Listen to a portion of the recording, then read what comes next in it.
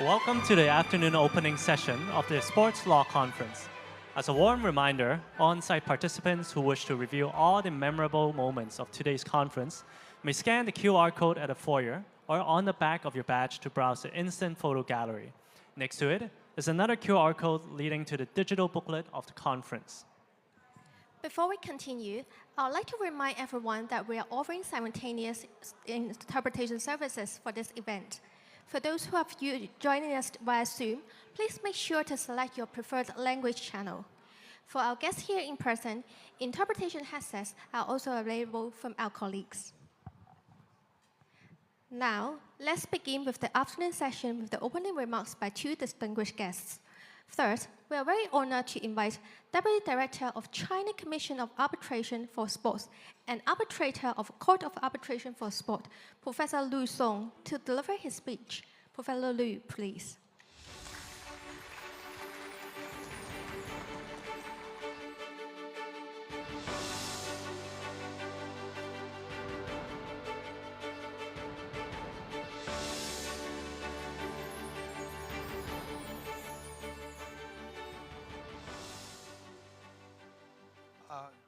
Thank you for the.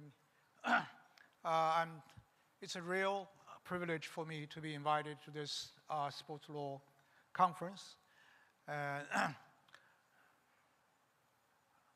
As indicated I'm both CAS arbitrator and the deputy president of the CCAS.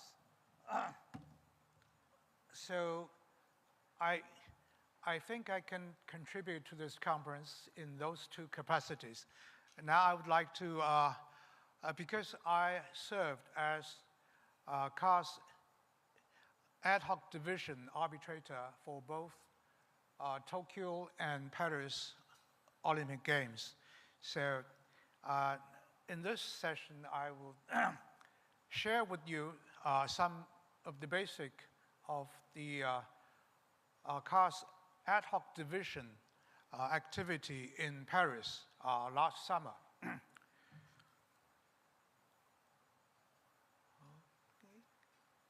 No? Okay. I would talk about 5 topics. The first one is international sports arbitration and Olympic Games. Second, CAS ad hoc division, ad hoc arbitration rules. And third, constitution of the AHD at the Paris Olympic Games 2024. And fourth, cases handled by AHD in Paris. And last one, the story continues. Sorry, I have. You know, currently, the international sport-related disputes are handled almost exclusively by the Court of Arbitration for Sports based in Lausanne, Switzerland. This is the tradition. So ever since 1996, in the Atlanta Summer Olympic Games, CAS has set up an ad hoc division in the host city of the Games.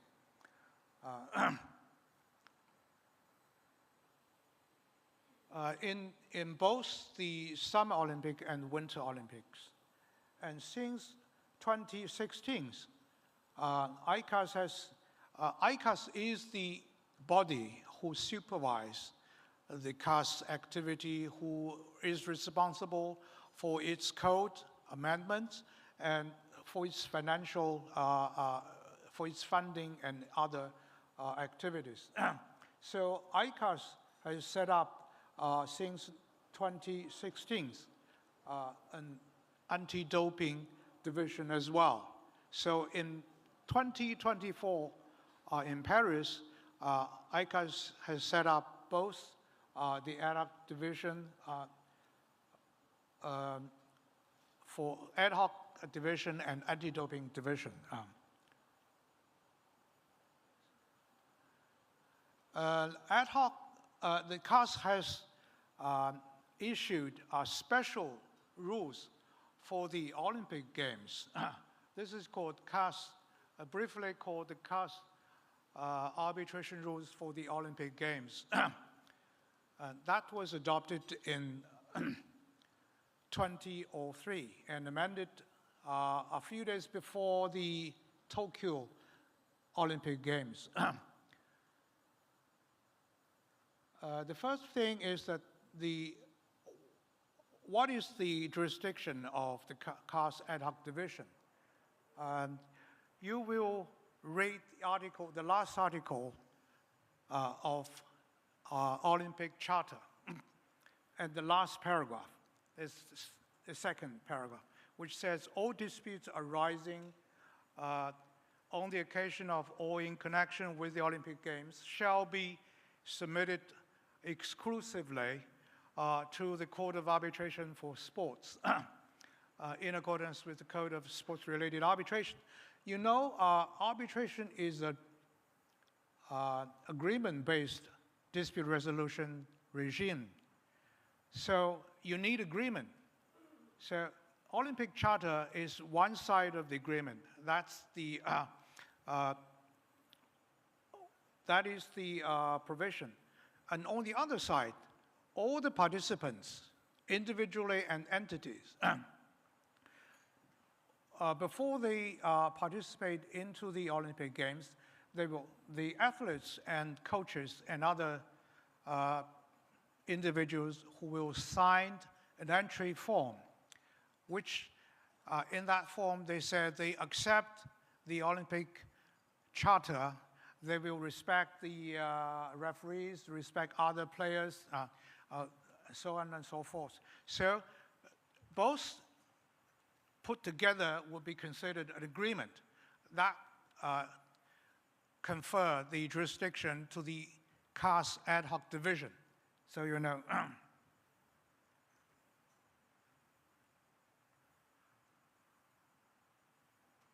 And you will also see that the CAS ad hoc rules, Article 1 provides that all the dispute that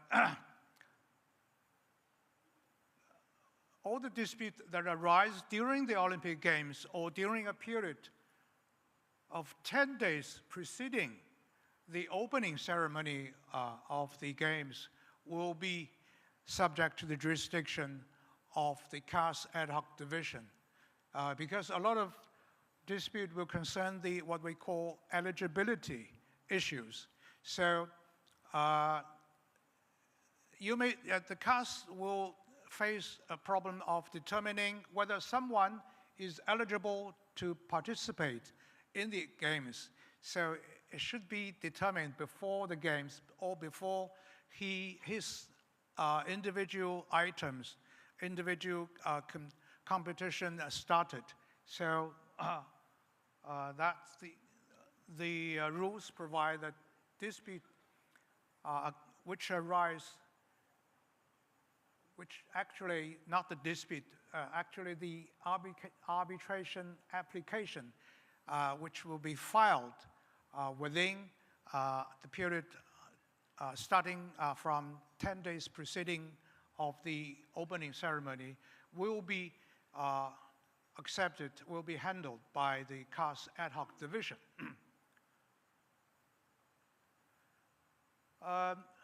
Some of the basic things about the ad hoc division. The seat of arbitration for the Olympic Games would be the Lausanne, Switzerland. No matter where the Olympic Games is held, the seat of arbitration is always Lausanne, Switzerland. The law of arbitration of the ad hoc division, CAS ad hoc division, will be, the procedural rules, will be the Swiss Private International Law Act. The formation of the tribunal we call panel of ad hoc division. This is not like a commercial arbitration. the parties are not in power to designate its own arbitrator. All the arbitrator of the ad hoc division will be appointed directly by the president of the ad hoc division.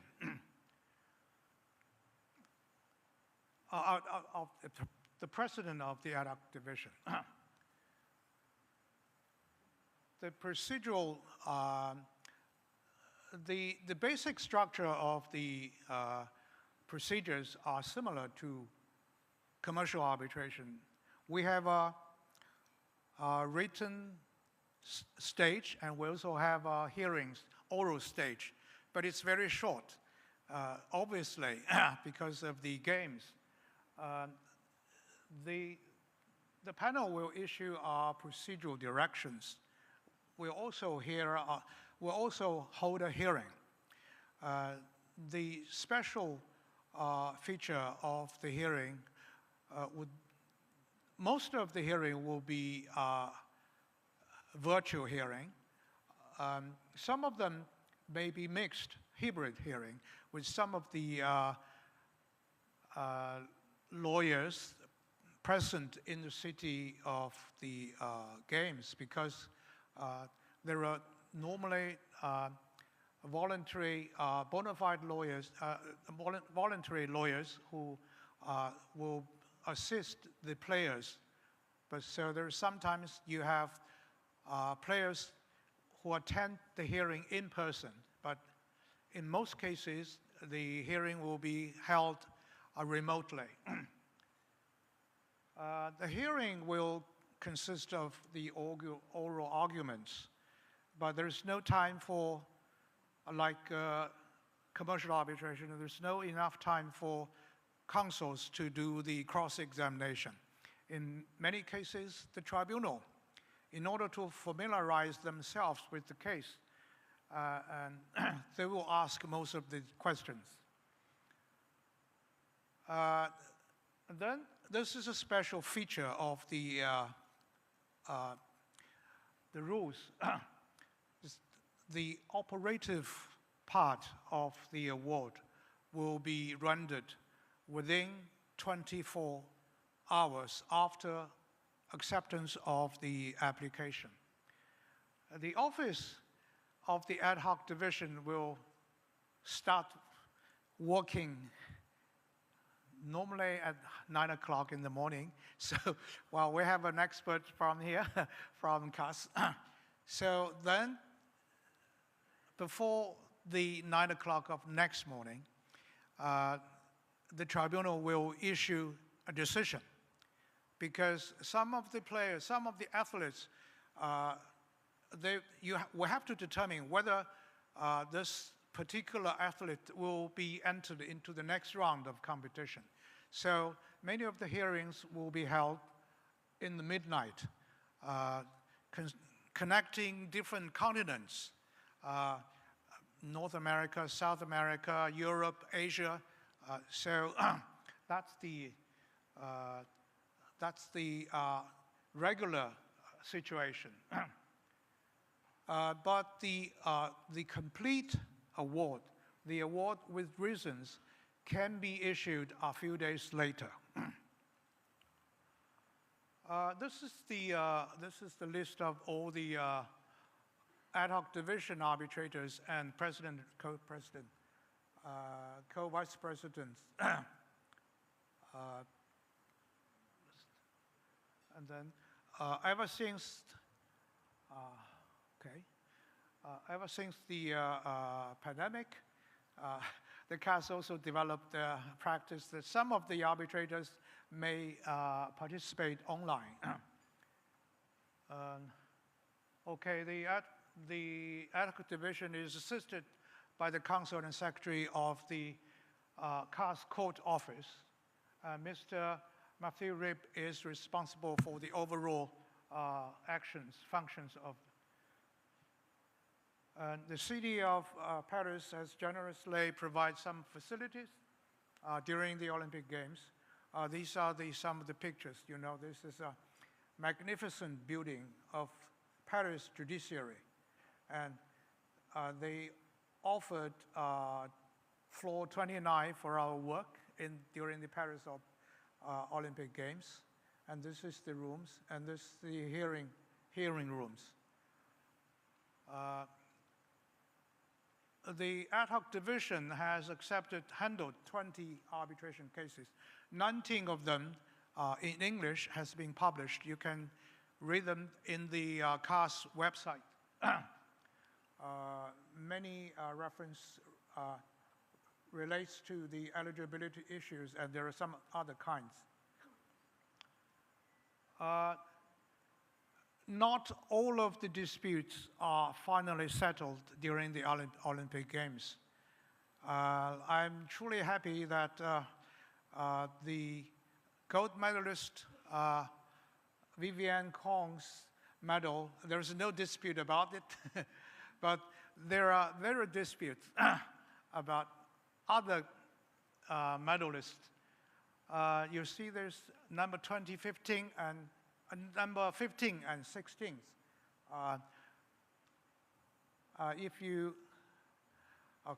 Okay, this actually, we have rendered this to our ward, but the parties and some of the interested parties are not satisfied with the award, so they have appealed to the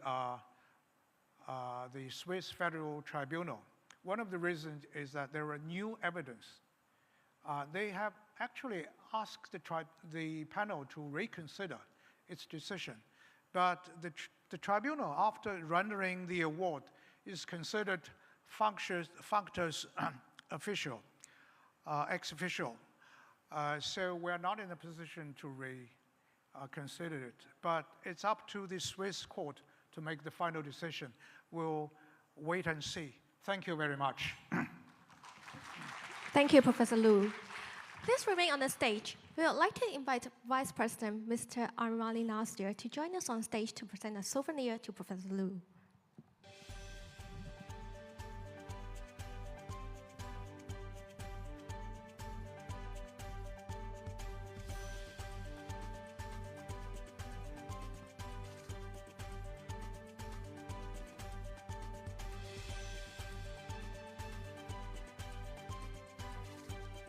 Thank you very much, President and Professor Lu. Please be seated. Next, we're delighted to invite Ms. Heyman Feng, Global Head of Wealth and Retail Banking Marketing and Head of Wealth and Retail Banking Marketing at Hong Kong Standard Chartered Bank, to give us her speech. Ms. Feng, please.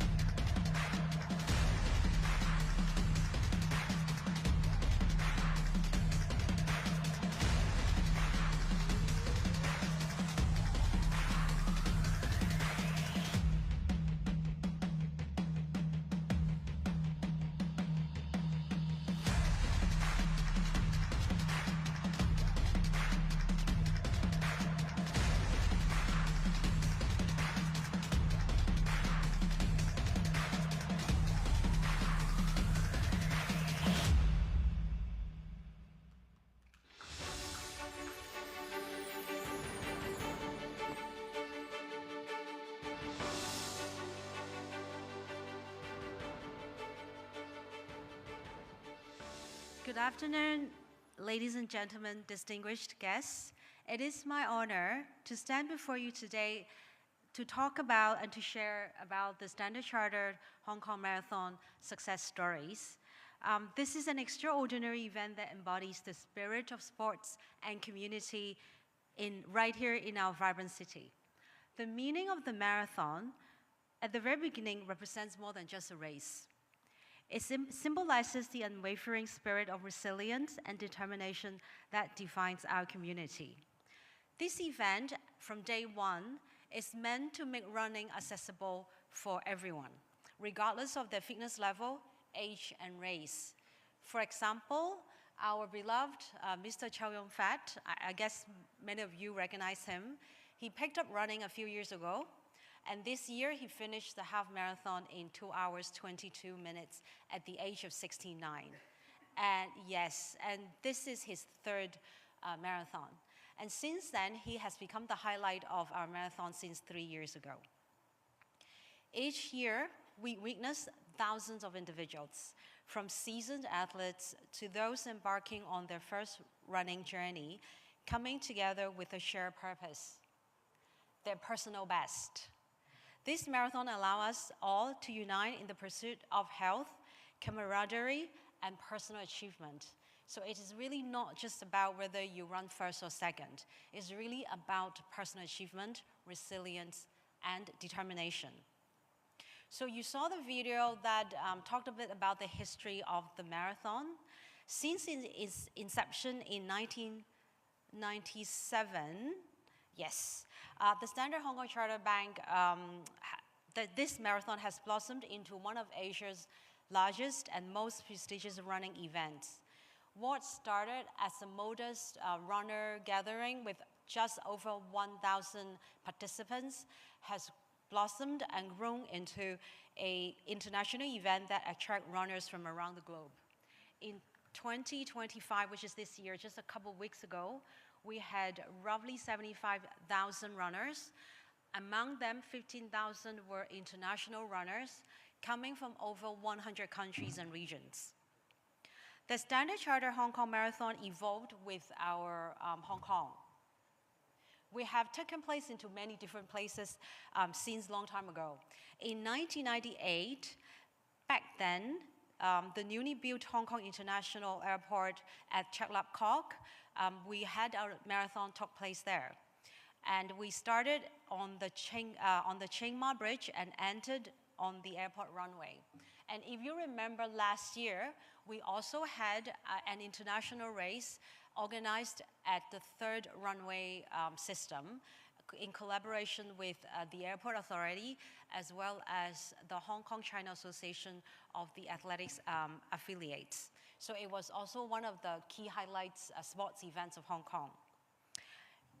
In 2000, the event was categorized into 3 different distances, including full, half, and 10K.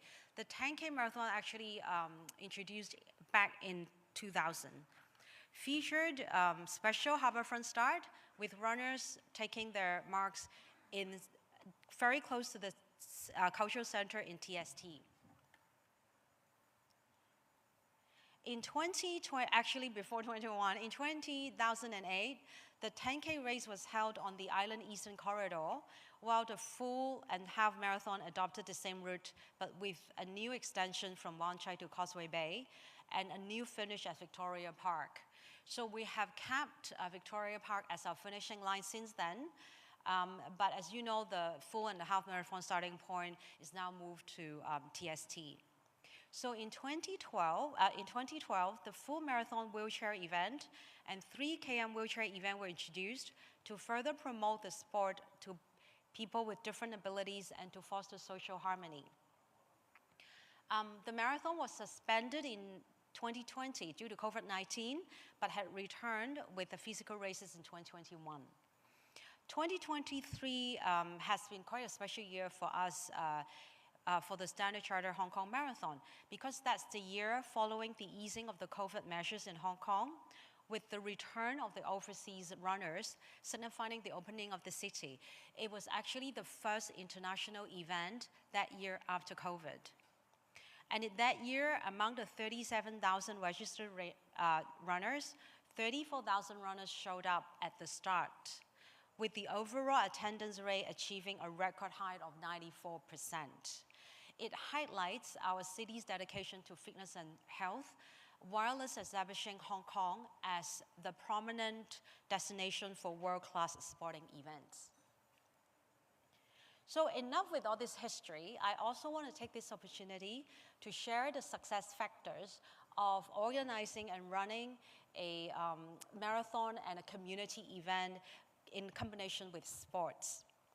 First, the success is bolstered by its ability to engage the local community and encourage widespread participation with various race categories, including full, half marathon, 10K, wheelchair races. We are able to attract diverse group of runners from elite athletes from around the world to all of us sitting here. And this inclusivity fosters a sense of community where friends, families, spectators, everyone are invited and get together and everyone can participate. So usually on that day, you see spectators, on the side like cheering up our runners. And this actually invite everyone to come together and celebrate the event together. Second success factor really lies in the fact that the event serves as a powerful catalyst for community connection and social impact. This event champions the Hong Kong spirit of resilience, inspiring us to overcome challenges not just in athletics, but in life. Each year, we come together to support various charitable causes. We encourage participants to fundraise for initiatives and also charity causes that resonate deeply within the society and resonate with them personally, be it health, wellness, education, or environmental sustainability, you name it. We're actually supporting various charity organizations every year.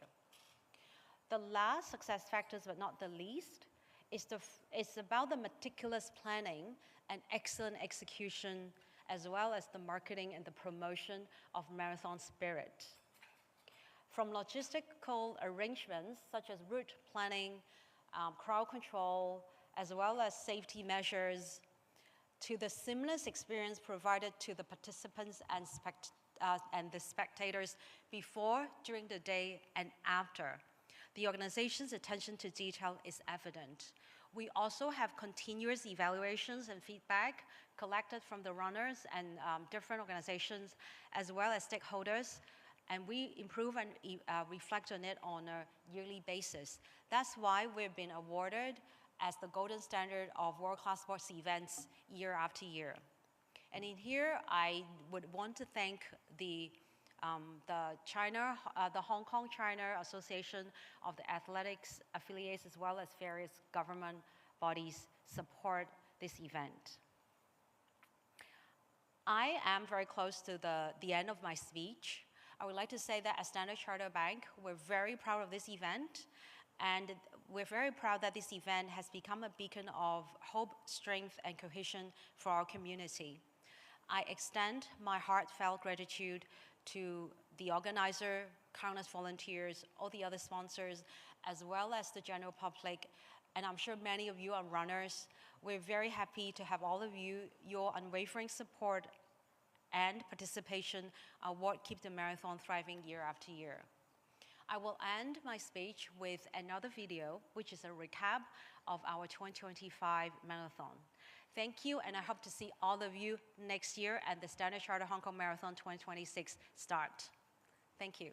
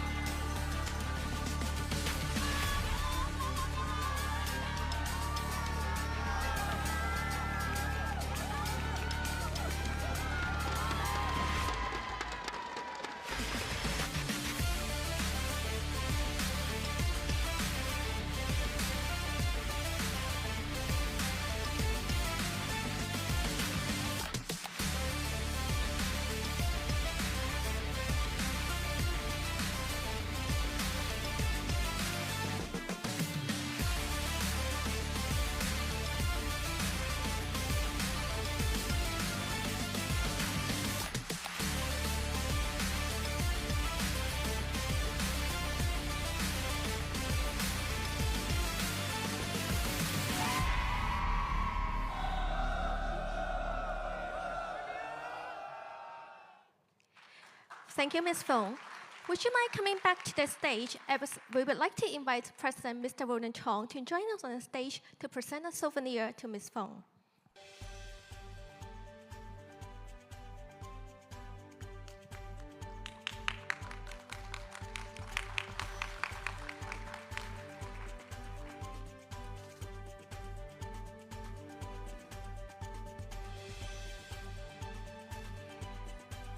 Thank you, President and Ms. Fong. Please be seated. This concludes the opening remarks of the afternoon session. Many thanks to our speakers, Professor Liu Song and Ms. Heymans Fong, for their inspiring speeches. It is now time to start session 2 of the conference, themed Esports from Niche to Mainstream. This session aims to provide a deeper understanding on disputes which commonly arise in the sports and esports. It also introduces avenues and mechanisms for resolving such disputes. Our moderators are Mr. Justin Yun and Ms. Hinhan Sham. They are both council members of the Law Society of Hong Kong. Let's extend a warm welcome to the following speakers who will join the moderators.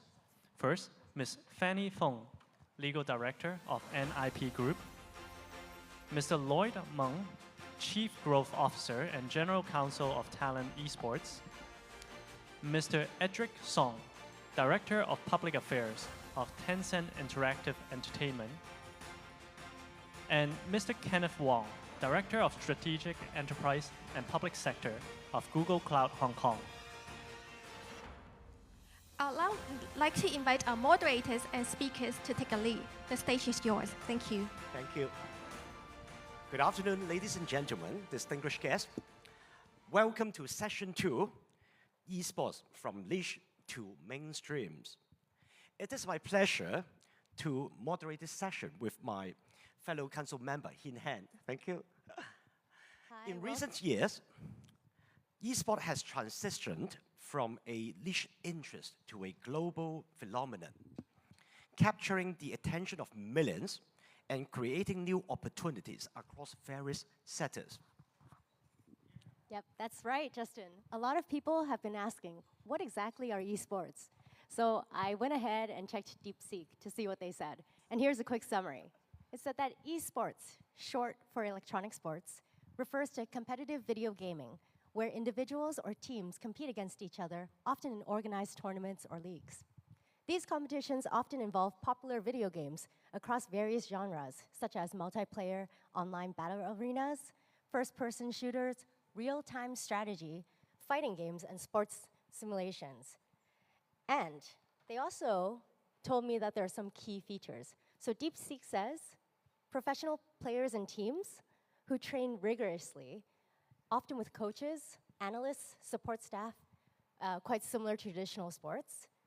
Another feature is that there's a lot of organized tournaments and competitions, ranging from small local events to massive international tournaments with millions of dollars in prize money. So examples include Dota 2, the international, with a record-breaking prize pool reaching up to 40 million. And of course, there's many others, League of Nations World Championship, Fortnite World Cup, and many more. So we'll hear more about it from our speakers. And esports has a massive global fan base. So we have millions of viewers that are viewing not only on streaming platforms, but also live in stadiums. So this leads to a lot of different fields that law covers. I also read an article that global esports industry is expected to be worth $102.4 billion by 2027. So we're very excited to hear from our speakers and dive into this increasingly relevant topic to deepen our understanding of what exactly esports is and what we can do to help. Today, we are privileged to have an impressive lineup of speakers coming from prominent technology and sport companies around the world. Without further ado, let's get started. Our first distinguished speaker on this panel is Mr. Edric Song, Director of Public Affairs, Tencent Interactive Entertainment. Mr. Song graduated from Hua Chong University of Science and Technology and Wuhan University in 2007. He later obtained an MBA degree from Hua Chong University of Science and Technology in 2015. Yep, and in his current role, he oversees collaborations with Tencent, gaming and esports projects, and supports the review and approval process for esports live streaming, films, and variety shows. He actively promotes the innovative development of derivative industries for Tencent's gaming industries and IPs, and leads his team in extensive collaborations within the gaming and esports sector. So let's now welcome Mr. Song to share on this topic. Edric, please. Thank you. 为了很好的去更准确的去传达腾讯公司在电竞，然后更准确的去传达我们希望能够给大家提供的更准确的信息，我们会用我的母语中文来给大家来做一个分享。其实从电竞的起源，刚才主持人也介绍了 ，DeepSeek 也给出了比较精确和一个比较精确和有理的一个定义。但是从腾讯的角度来说，我们作为一个游戏厂商，我们还是有必要来说一下，电竞从游戏厂商来看，电竞是一个什么样的一个生态？腾讯是怎么样来看待自2018年首次电竞进入亚运会表演赛，到2022年的杭州亚运会进入正式比赛，然后到2026年的爱知名古屋的这样的正式比赛，到近期沙特这边公布的2027年电子竞技奥运会整个的一个发展的历程。同时，我们也可以看到，最近刚刚主持人也提到 DeepSeek AI 的出现，它正在改变所有的行业，电竞也不例外。那么最后呢，也会分享一下，就是电竞和香港的城市发展有哪些结合的点？我们香港可以做些什么样的事？和腾讯在这个方面可以做哪些助力？首先从电竞的发展来看，其实它的出现是以第一代的这个我们叫做星际争霸，或者是魔兽这样的一个还有帝国时代这样的即时战略游戏，以多人对抗为主。然后它的出现是为了让普通玩家能够更好的看到高端的操作，这就和大家平时跑步和看到有专业的马拉松和普通人参加的马拉松的区别是一样的。这样的让专业的马拉松或者是让专业的电竞选手在舞台上的展现，能够更好的去推广这项运动。那么电竞在推广的是什么？电竞推广就是他们开发的那款，我们开发的那款游戏。所以电竞最早的出现是为了让游戏有更长的生命力。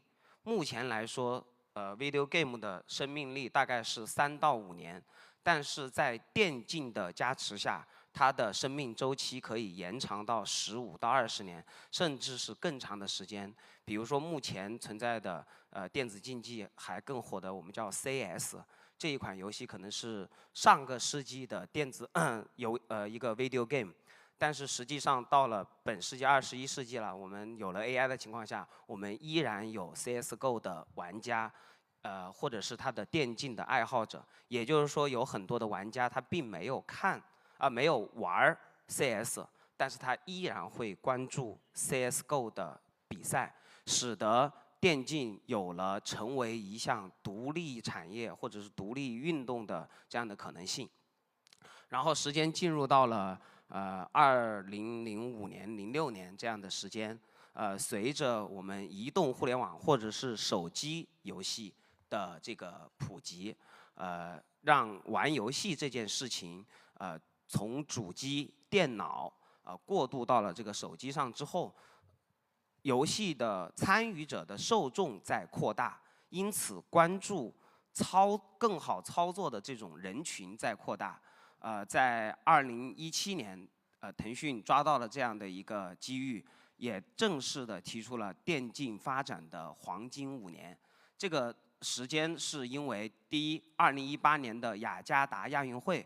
我们和这个 AESF， 也就是霍启刚先生所领导的这样的一个组织一起来工作，使得电子竞技这项运动正式的以表演赛的形式进入了雅加达亚运会，做了测试，发现与其他体育项目相比，电子竞技拥有更多的年轻受众，这个也是后面的第三方组织愿意投入电竞，给予电竞更多的关注的一个很重要的基点。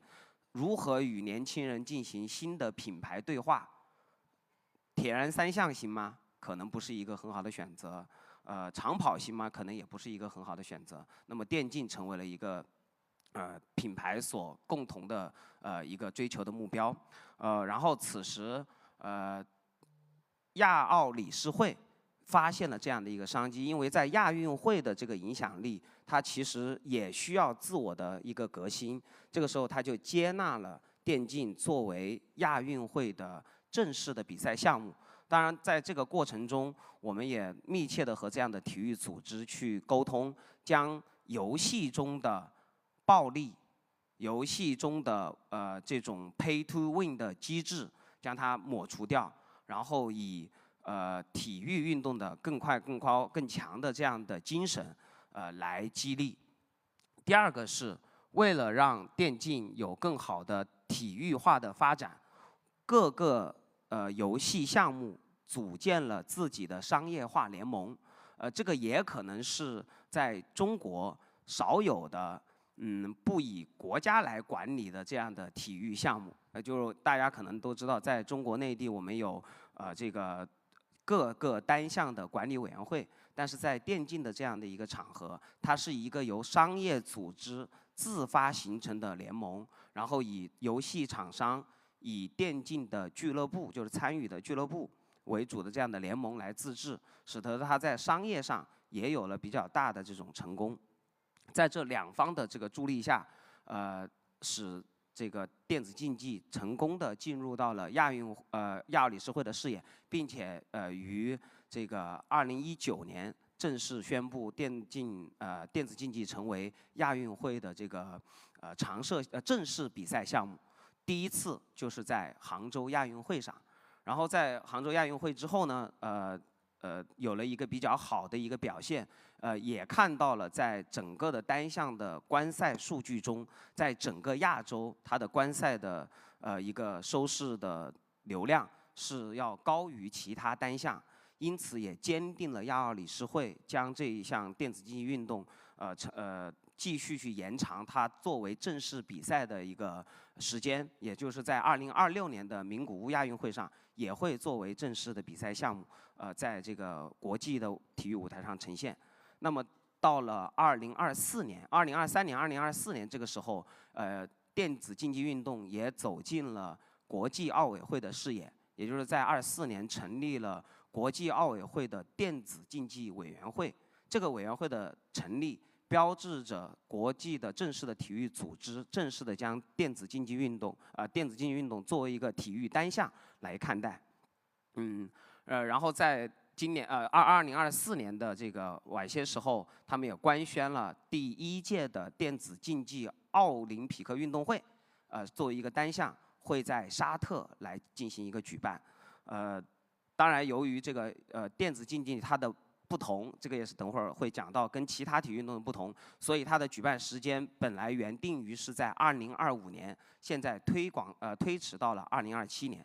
这是整个电子竞技从一个娱乐型或者叫一个游戏厂商市场营销活动的行为，转变成一项正式的运动，被国际正式的体育组织所接纳的一个整体的历程。那么它和其他体育运动到底有什么区别？第一，电子竞技是原生于互联网的，它和其他体育相比，它并没有追求更多的到场实际观看这项体育运动的需求，它其实更多的是依赖互联网的传播，所以信息网络传播权在电子竞技中是更加重要的一项权利，它天然的和播出平台有更多的联系，同时在播出技术上，它要求游戏厂商需要去配合，那么就引起了第二个，它和传统体育或者说其他体育运动所不同，就是在其他体育运动中是没有一个中心的版权组织，而在电竞的这项项目中，它是有版权的。因为所有的 video game 在版权上是属于游戏生产开发商的，而足球、篮球它是没有一个足球或者篮球的开发组织，它只有竞赛规则的制定组织，而没有版权的这个概念，这也是一个非常大的不同。因此，在这一项运动的国际赛会的组织上，组织者需要和版权方做密切的沟通，同时要获得这个版权的授予，这是第2个不同。第3个大的不同是，我们认为，在这个组织还有这个在发展历程上，电竞发展的这个时间要远远落后于这个其他体育项目。因此我们这个作为电竞的从业者，不断的在向这个电子竞技向其他的体育运动组织在学习，希望建立更加适应现代社会的体育组织的形式。这个是我们认为的目前的3个不同。但是也可以看到，其实电子竞技和其他体育运动是在相互的去融合。正如刚才主持人所提到的，其实现在电竞的定义已经更加的宽泛。它以前最开始出现的一个最窄的定义是，以这个我们叫做游戏为主的这样的一个运动。但是现在很多的也出现了这个叫虚拟体育，它的比赛也作为了电子竞技。比如说国际奥委会所力推的这种虚拟的自行车、虚拟的这种龙舟划艇的比赛，或者虚拟的这种武术的比赛，都已经被纳入到广义的这个电子竞技的大家庭。这是整个的电竞和其他体育项目的不同和一些相互融合的。我们积极的在电子竞技的从业者在积极的向体育的先辈们在学习，包括赛事的组织，还有这个俱乐部的管理、联盟的组织等等。这样的话，其实在法律问题上，我们需要有更多的专业人士的帮助。等会儿我们的其他的 speaker 会做一个更详细的分享。那么第2点是第2个我们想分享的一个大的点在于 AI，怎么样来改变或者怎么样在助力电竞的发展。第一个是电子竞技是一个天然的 AI 的训练场。腾讯有一个专门的 AI 的平台，我们叫做开悟。然后就是在在英语里面就是应该怎么样 increase your wise 吧，是吧？我们这样说一下。然后它这样的一个平台，能够让人能变得更聪明。然后实际上我们以这种2个队伍的竞争作为一个合理的博弈点的话，是最能够去训练这种决策型的 AI。然后我们用这个平台打造了一系列的相应的应用。同时，我们也让5个 AI 的这样的选手和我们的职业选手做了在王者荣耀的这个赛事里面做了一个比较好的PK。很遗憾，人类在围棋、象棋等一些棋类活动中输给 AI 之后，他也很难去打败这个 AI 的选手。这个我们也在进行一个调优。所以以后大家在游戏里面匹配到，就是如果有玩王者荣耀，在海外我们叫 HOK 的这个游戏里面，遇到的对手确确实实我们叫人机，这个机可能就是我们的 AI 的这种选手。第2块呢是它怎么样帮助我们电竞来发展。我们可以看到，其实电竞虽然已经成长为在向一个主流的运动在做成长，但是实际上它离真正的普及还有比较大的距离，并不是所有的世界主流市场都能够去理解电竞、阅读电竞。有人可能我都没有玩过游戏，我可能更加很难理解电竞是什么。但是由于 AI 的出现，我们专门在设计 AI 的观赛助手，让我们的其他的观众或者是没有去做OK， 我还有3分钟，好吧，我们还有3分钟。然后没有去了解过电竞的人员，能够通过 AI 的这个实时的传送，以这个用户或者观众能够听得懂的这种语言来进行这个赛事的一些传播，使得电竞更加的有吸引力。那么最后呢，就是电竞如何来和香港的这样的一个共生的发展。其实电竞往小了来说，它其实就是一场体育赛事，是能够为这个城市或者为这个国家来建立和青年或者是和其他的这个游戏这个圈层的人建立连接的一个桥梁。所以香港如何来发展电竞？我们认为，第一，可以从赛事的引入来做文章，比如说有全球知名的这样的一些杯赛。第二个是一些大型的联赛，其实可以在香港来做这样的落地。可以和这些体育组织来做一些沟通。第二个是可以引进一些相对来说比较大的俱乐部落地在香港，与香港来共同的去成长。然后这些俱乐部每参加的这个电竞比赛，都是为香港的城市名片在做相当的擦拭。然后第三块是这个。我们认为在青训这一块，其实是可以和大陆来做比较多的联动，使得香港的青年人能够进入到内地的广大的市场，来获得这个电竞的一些流量的一个加成。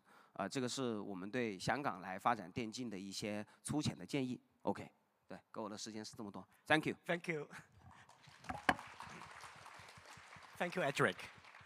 I'm sure all of us find your perspectives very insightful.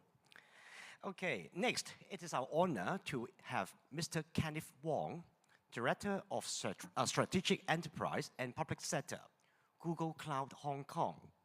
Yep, Mr. Wong is an experienced business development professional with over 20 years of experience in the information technology industry.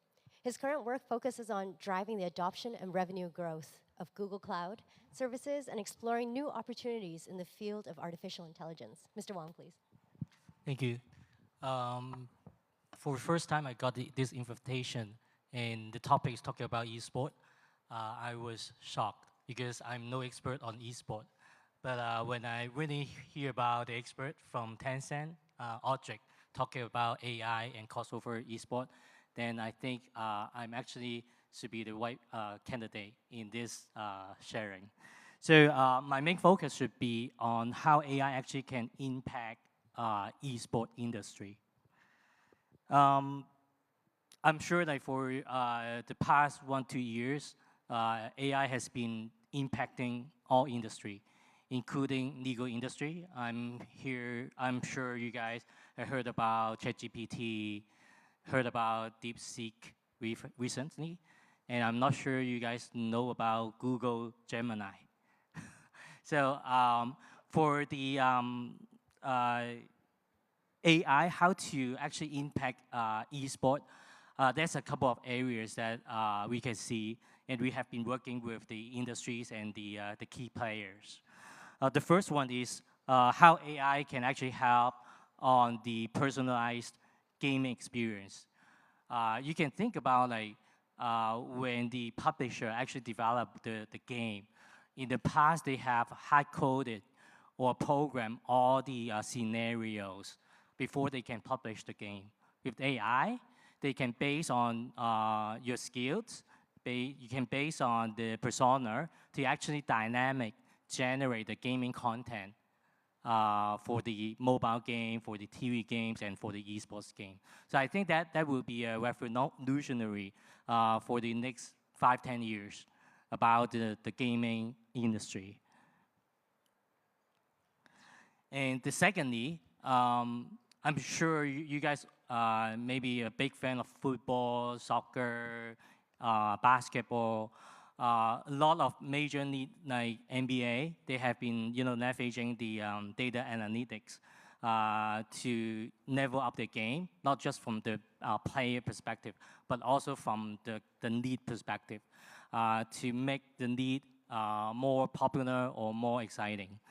Esport is no exception. Esport, we start with E, right? It actually has a lot of things actually from internet, from the electronic perspective. So there's a lot of data analytics that actually to help the players to level up the game, as well as to make the game more exciting. So that's what we have done for NBA, for NFL, for instance. So this is also another big area I'm sure the eSport can revolutionize in terms of the analytics by using big data and AI. The third one will be about how AI being able to train up the e-sport player, like Audrey has been mentioned about it. We can actually create a lot of AI bot to help skill up the player, as well as to make the training, the simulation for the players, not just in the real competition, but on the training scenario. They can generate a lot of really strong competitor, but actually empowered by AI to make sure the player is on top of the game. The third one is more from the viewer experience or viewer's perspective. For the traditional sports, right now there's a lot of real-time streaming like Netflix, like Disney, for example. There's a lot of things that's not just the live enjoying the live matches, but there's a lot of fans, NBA fans or whatever traditional sport fans. They're actually doing the real live streaming from the iPad, iPhone, for example. There's a lot of things that AI can help. For example, like there's a lot of new streaming data, and also there's a lot of fair comment for the existing scenario in the match. What is the player's current performance? For example, is Maxi is in shape? Is CR7 is still a key player in the need? For instance, so this is the something the AI can do, not just the post and analytic comment, but also the real world, real life, real time analysis. I think this is also big on esports as well. I think last but not least is the compliance.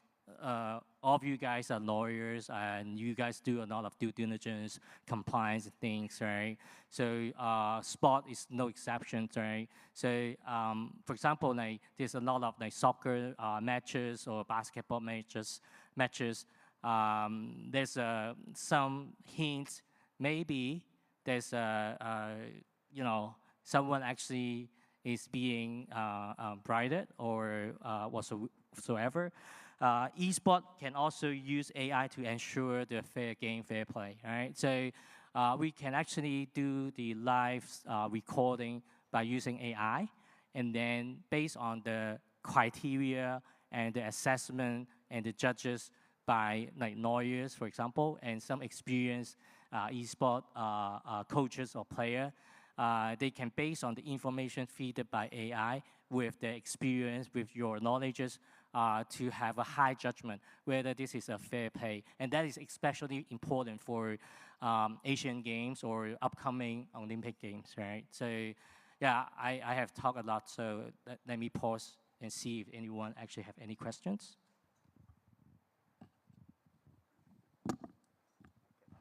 Okay, thank you very much, Kenneth, for your very structured overview.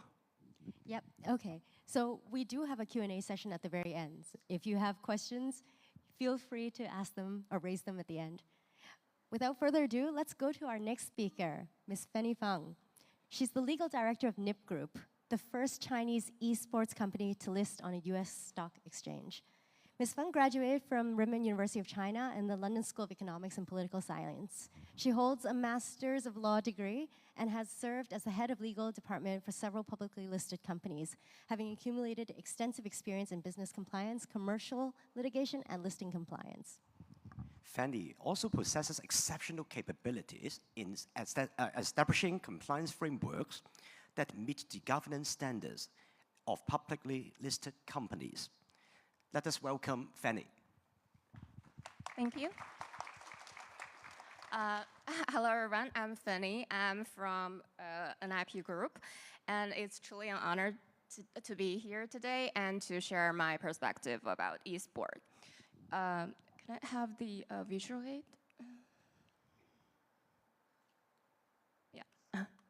Actually, over the past few years, China's esport industry has been growing at an astonishing pace. According to recent reports, in 2024 alone, the industry's total revenue reached 27.5 billion RMB, marking a 4.6 year-over-year growth. Meanwhile, the number of esport users has climbed to almost 5 million. And today, the sport ecosystem has expanded to multiple sectors, covering everything from game development, publishing, and esport club management, to event operations, content creation, talent management, and live streaming. So the flow goes like this. At the core of this ecosystem, we got game developers like Tencent. And then we got tournament organizers, we got professional players, we got teams, and we got stadiums. And then some platforms like Douyu and Huya, or other gaming channels or media outlets, they serve as the key distribution channel and bring all the esport content to millions of fans. So although this industry has presented tremendous opportunities, it also comes with all sorts of legal risks. And today, as an in-house counsel, I am gonna focus on some key points to watch out for in clubs' contracts with the players from the club's perspective. Because the contract between a professional player and the club is arguably one of the most important documents in this industry. And you want to minimize your risks of disputes, and you got to, watch out for these 4 points. The first and the foremost is about the competition and training commitment clause. Because a player's primary responsibility is to compete and train. So the contract must clearly outline things like which tournaments or competitions the players are obligated to participate in, whether they are allowed to participate in other games or events, or how their training schedule and match participation will be managed, and what kind of facilities, what kind of logistical support will the club be offering. And because in reality, there are so many disputes simply because the contract lacked clarity under these items. For example, your player's name could suddenly appear in some sort of commercial, non-professional competition just because your contract didn't forbid him to do so. Or the player might feel that they're overlooked by the club, they're overworked, while the club might feel that the players are just breaching the contract, they're not fulfilling their obligations. So the more detailed and explicit the terms are, the better they can protect both parties. And the second point is about the contract duration and the player transfer, because unlike traditional sports, the career lifespan of an esport player is relatively short, and their performance can fluctuate significantly. So for this reason, the contracts only last 1 to 2 seasons, and this gives both clubs and athletes, the competitor, the players' flexibility. And after each season, clubs may adjust their rosters and the players can explore new career opportunities. But one of the biggest pain points in this industry is the transfer fee, because the clubs may invest so many on training the players. And when the player transfers, it's a common practice that the new club pays a fee. But how can we determine the right amount? It usually can depend on various factors like the professional skill, the age, or the contract length remaining, or the player's marketability. So many various factors. So if you fail to clearly define all of this in the contract, if you don't outline this in the contract, you're maybe looking for some disputes in the future. And another thing to watch for is the intellectual property content ownership clause. because when a player leaves the club, what happens to the content they created during their time there? Does the old club still retain rights to use those videos and streams? Or can the club use them for commercial purposes? These questions often lead to battles and disputes. So the contract should clearly cover this as well. But it's sort of a delicate situation because on one hand, as the old club, you sort of want to at least retain some rights over those pre-existing contents. But on the other hand, from the perspective of the new club, you wouldn't want the player's old club to keep exploiting his past content for commercial reasons.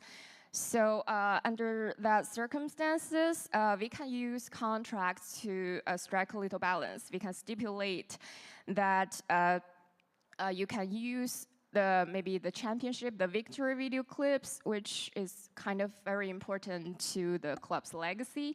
But for other commercial contents, you can stipulate that you can only use it until its original expiration date, and no new contents can be created or distributed after that point.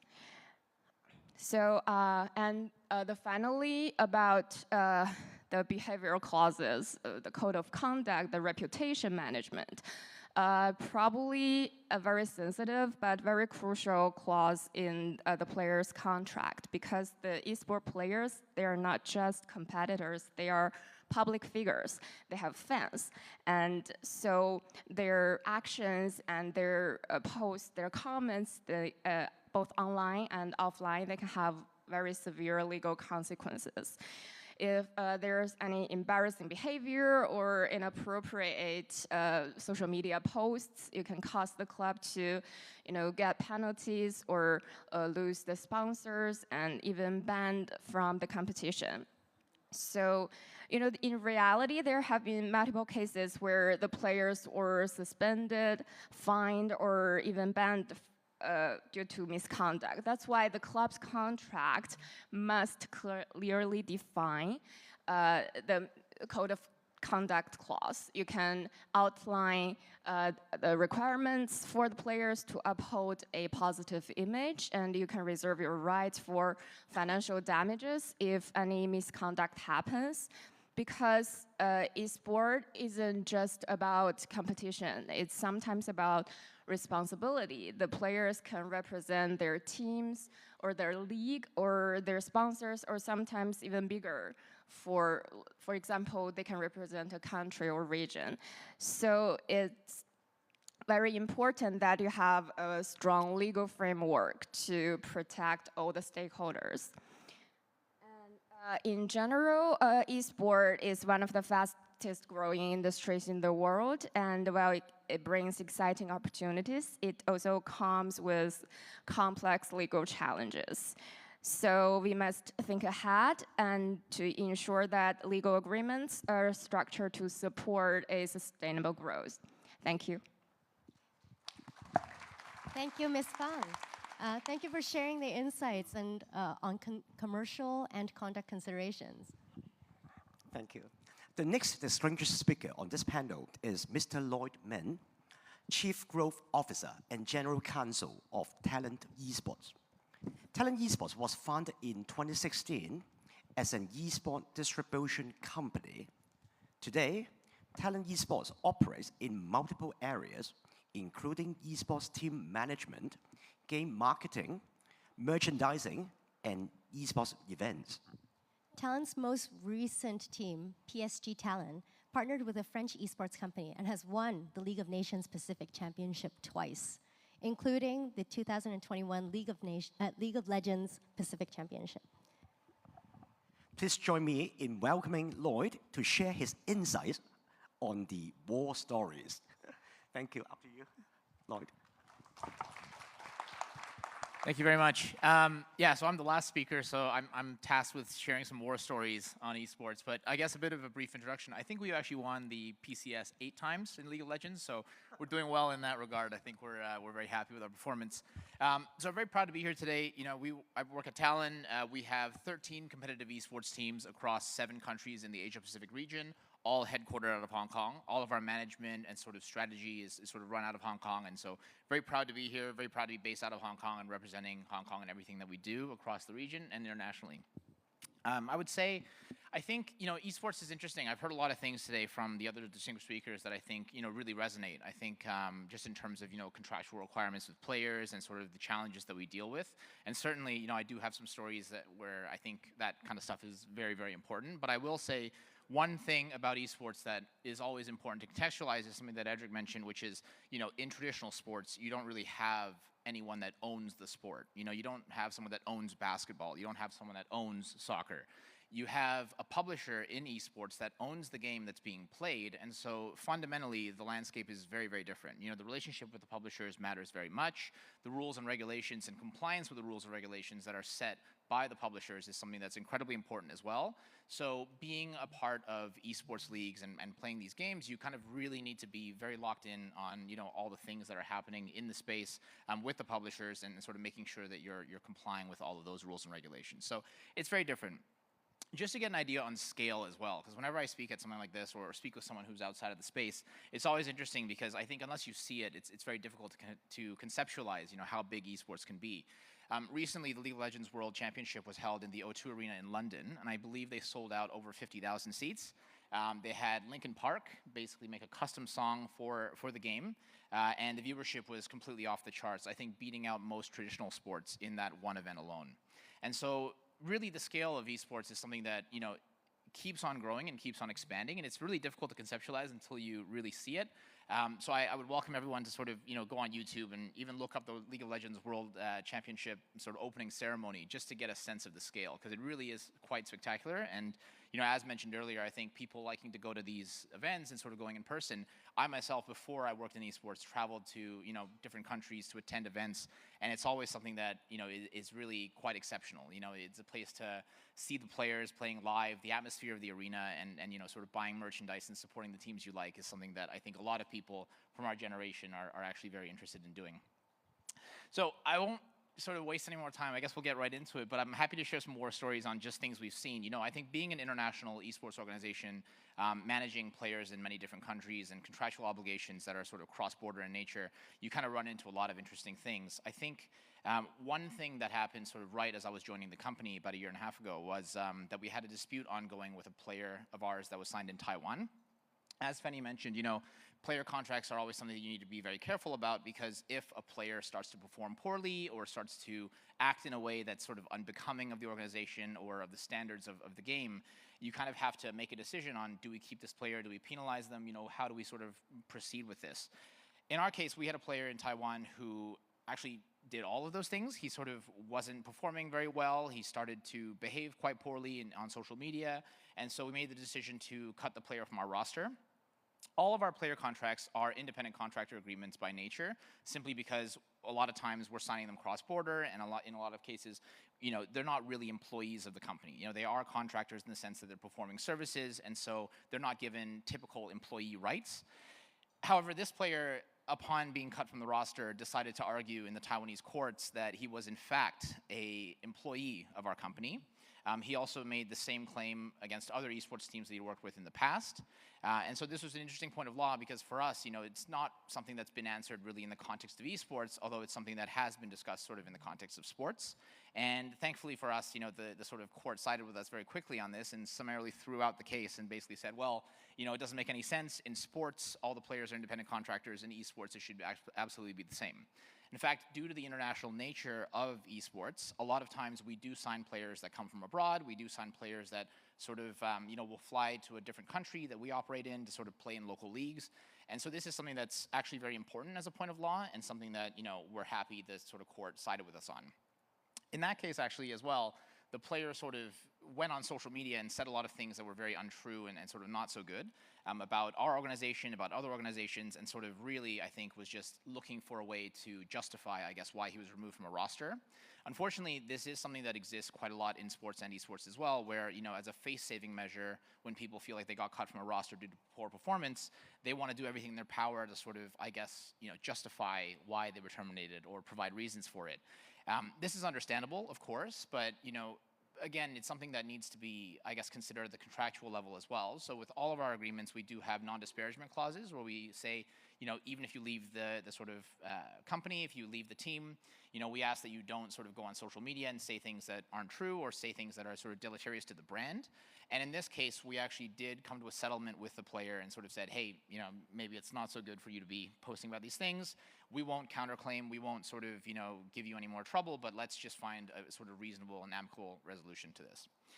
I think that's also an interesting sort of insight on, I guess, disputes in esports. Right now, the industry, of course, is growing and is very large, but a lot of the players individually and the organizations and sort of the entities in esports are not at a size where it makes sense to actually engage in litigation. A lot of times the dispute amounts, of course, people can claim for a lot, but in terms of actually does it make economic sense to go and sort of litigate on these disputes, most of the time the answer is no. There are sometimes very, very large-scale contracts that you can get into where it can make sense, but I would say in most cases what we've seen in the market is definitely that cases do get settled very quickly, and in some cases, as in Taiwan that time, cases just get thrown out as well. So I think it's a growing area. It's an interesting one, but definitely an area where there's not really that economic interest at the moment. I think as the space continues to grow, as players get paid more, as organizations charge more for sponsorships and things, then I think we will get to that size. One other story, I guess, very quickly that I think is also a bit relevant to this is, we recently had an issue with one of our sponsors before where we had our players, sort of contracts coming to expiry, but of course, when we work with our sponsors for our teams, they have sort of intimate knowledge of our players, they know about our teams, they know about sort of everything that goes on behind the scenes to the extent that, it's relevant to what we're doing with them on the sponsorship. Even though we have non-competes and non-solicitation clauses with our players, we don't always have those with certain sponsors if we just accept their templates as is. And so there was a contract that was entered into before my time, which did not have a sort of restriction on the sponsor. And so once our players' agreements sort of were expiring, they sort of went behind our backs and sort of tried to get the players to join their organization and offered them sort of different terms. So I think this is something that's always a risk for us. As Fanny mentioned, the organizations in many cases invest a lot into the players. We have coaches, head coaches, and assistant coaches, analysts as well, and sort of have a big team basically combing over gameplay and helping to make the players better. So for us, it is a big balance of trying to respect the right of the player to basically find other opportunities, while also making sure that we get a return on our investment and that we're able to sort of, have continuity with our teams. So I would say that's something that we're also very focused on as an organization, is to always make sure that any third party that we contract with, be it a sponsor or another entity that we might be doing some agency work for, that we always have non-solicitation clauses to make sure that they're not sort of inadvertently or behind our backs, I say, poaching our staff and sort of causing those issues. So I'm happy to answer any more questions. I think my time is nearly up, but those are two stories that I wanted to share. But thank you very much for your time, and happy to share more. Yeah, thank you so much, Lloyd. Super interesting behind-the-scenes sharing. All right, we are running short of time, but as promised, there is a Q&A session. So I think we have time for maybe 2 questions? One or two questions. Yeah. Does anyone have questions? Anybody? Please feel free to raise your hand. Over there. Yes.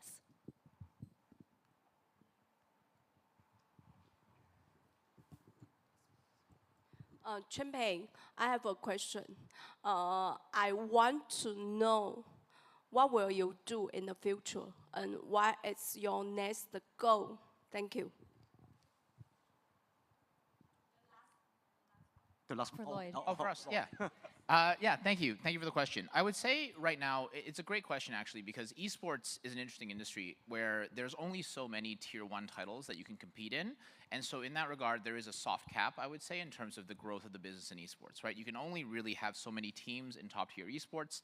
You can only sell so much sponsorship inventory. So in terms of revenue growth and growing the business, I would say, esports does have a bit of a soft cap in that regard. And of course, if publishers put out more games and sort of, more games reach that sort of tier 1 status, success, then I think, of course, we can expand the esports business and grow that more. And again, as the industry sophisticates, I would say the size of the contracts that we can get will also increase, so there is some natural growth. Outside of that, we do have other parts of our business that we are actively growing. So because we are sort of headquartered across so many different countries, we do have a lot of resources that are available to us to assist with marketing services. So we do have an independent agency business that I'm helping to grow with a couple of members of my team. And basically, offering services for games and brands that are interested in sort of marketing to gamers across the region. And so I think that's definitely a big area of growth for us. And we're constantly thinking about different things that we can do to basically utilize the assets that we have right now and grow the business even further. Yeah. All right, thank you. Any final question?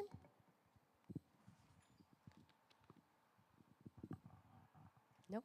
All right then. Thank you so much to our speakers. Thank you so much. Yes. Thank you very much to our moderators and speakers for the thought-provoking discussion and unique insight on esports industry, from which we have learned a lot. We will now invite Vice President Mr. Amirlani last year to present souvenirs to the panelists as a token of appreciation. Thank you.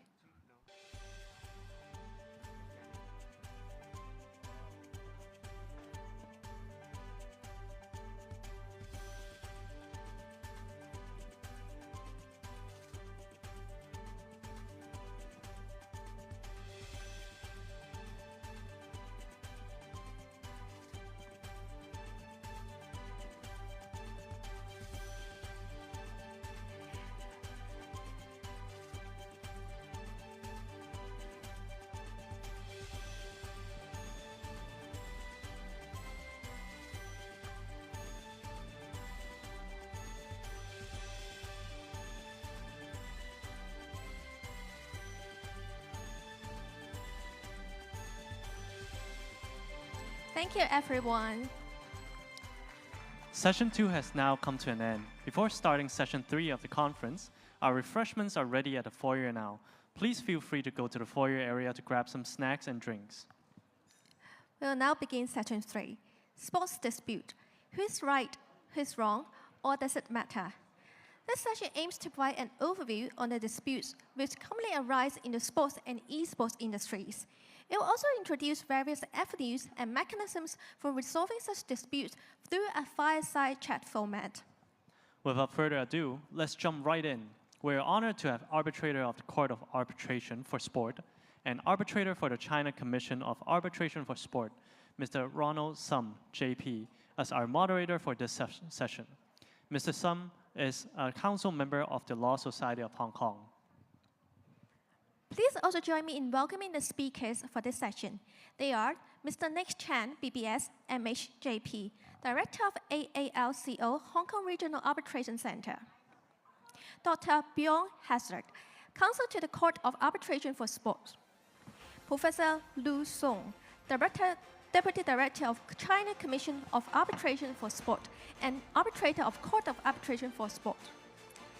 And last but not least, our esteemed past president and member of Roll of Honor and chairman of the Arbitration Committee of the Law Society of Hong Kong, Mr. Hyun Wong, SBS, BBS, JP, who will join us shortly. Thank you, thank you. Hyun is coming up right now. Please do take a seat.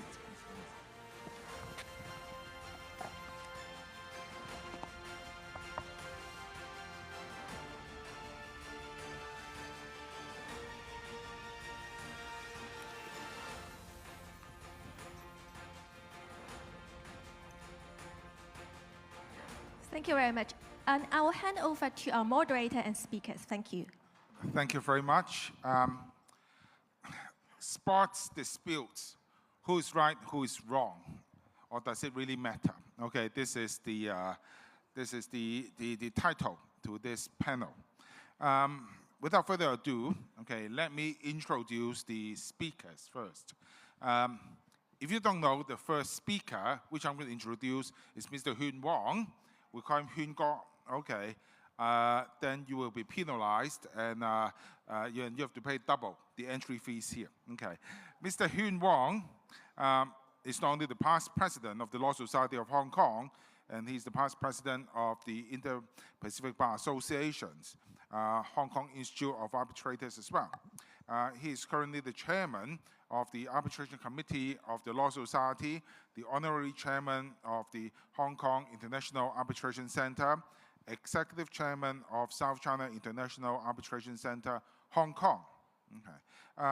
Mr. Wong is also the past chairman of the Hong Kong Copyright Tribunal and is currently the chairman of the Inland Revenue Board. Now he has been giving me the signals, okay? I'm not going to tell him when he gets admitted, okay? But his seniority, he's a very seasoned lawyer and very reputable lawyer in Hong Kong. Please put your hands together to welcome Hyun.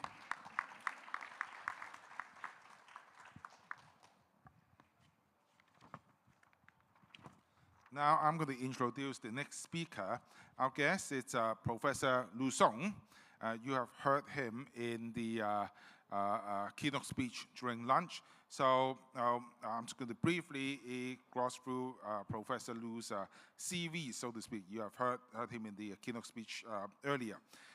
Professor Lu is a professor at China Foreign Affairs University and specifically invited professor in the IADS, correct me if I'm wrong, International Arbitration and Dispute Settlement program at Tsinghua Universities. So he has been engaged in research and teaching of private international law, arbitration, and international commercial law for years. Obviously, as you have heard, he was in Paris, and somehow or the other, his photo got put up in the big screen in the Paris Olympics stadium, somehow or the other. So please welcome Professor Lu.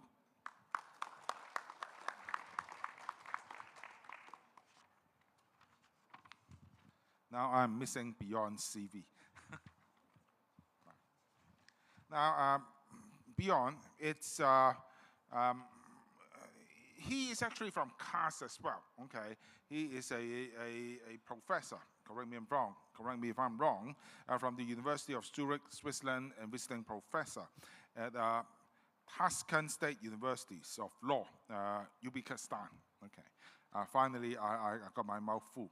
Now he's a bit different because we've heard a lot from CAS, from CCAS, but he's here today to talk about anti-doping, which we have not heard a lot in Hong Kong. Okay, so please welcome Beyond from Switzerland. Okay.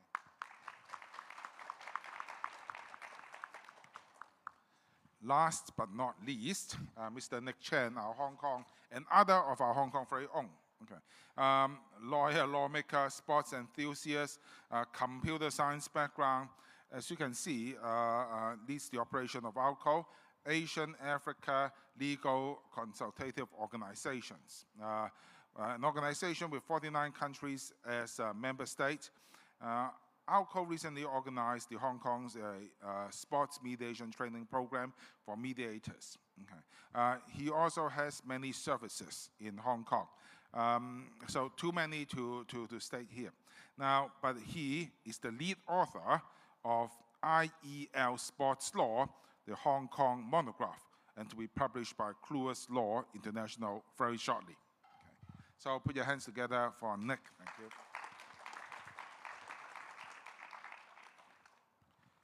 So I'm going to start off with Hyun. Okay. Now, obviously, you are a very seasoned arbitrator. You know the Hong Kong scene very, very well. You've been in different institutions. So now we are venturing into sports disputes. So what are the edges of Hong Kong in sports dispute resolutions? We heard from President Roden that this is the first sports law conference in Hong Kong. So what hardware and software, okay, it possesses that makes it an ideal location for sports arbitration? Thank you. Thank you for the question, Ronald. Yes, you see, you have already heard a lot of presenters, distinguished speakers this morning. They're talking about sports law and in general, the development of sports law in the world. And you will hear a few more speakers later on. So I'm given the long straw, actually. I'm given the easy task. I'm just going to talk about dispute resolution, the landscape of dispute resolution in Hong Kong. And that generally that includes arbitration and mediation. Then, if I may, then I would touch on what sort of, just the question is, that, all right, Hong Kong, you can imagine I will be beating up Hong Kong drum, waving Hong Kong flag, right? Saying that it's an arbitration hub, etc.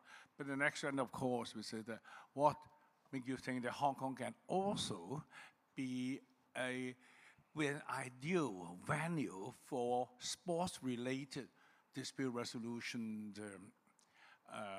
in this particular area. So let me take it through very quickly. See, I've been saying this for 30 million times since I became an arbitrator.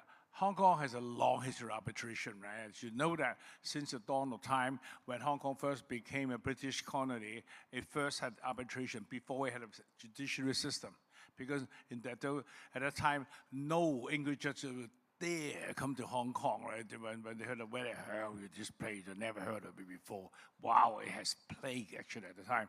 All right, so we have a long history, and then in 1963, we had the first set of arbitration ordinance under the old system, and you still have domestic arbitration, international arbitration. The whole thing is later changed in 2010. We have a complete revamp of the arbitration ordinance. We merge domestic and international system, and we adopt UNCITRAL rules, UNCITRAL model laws into our arbitration ordinance.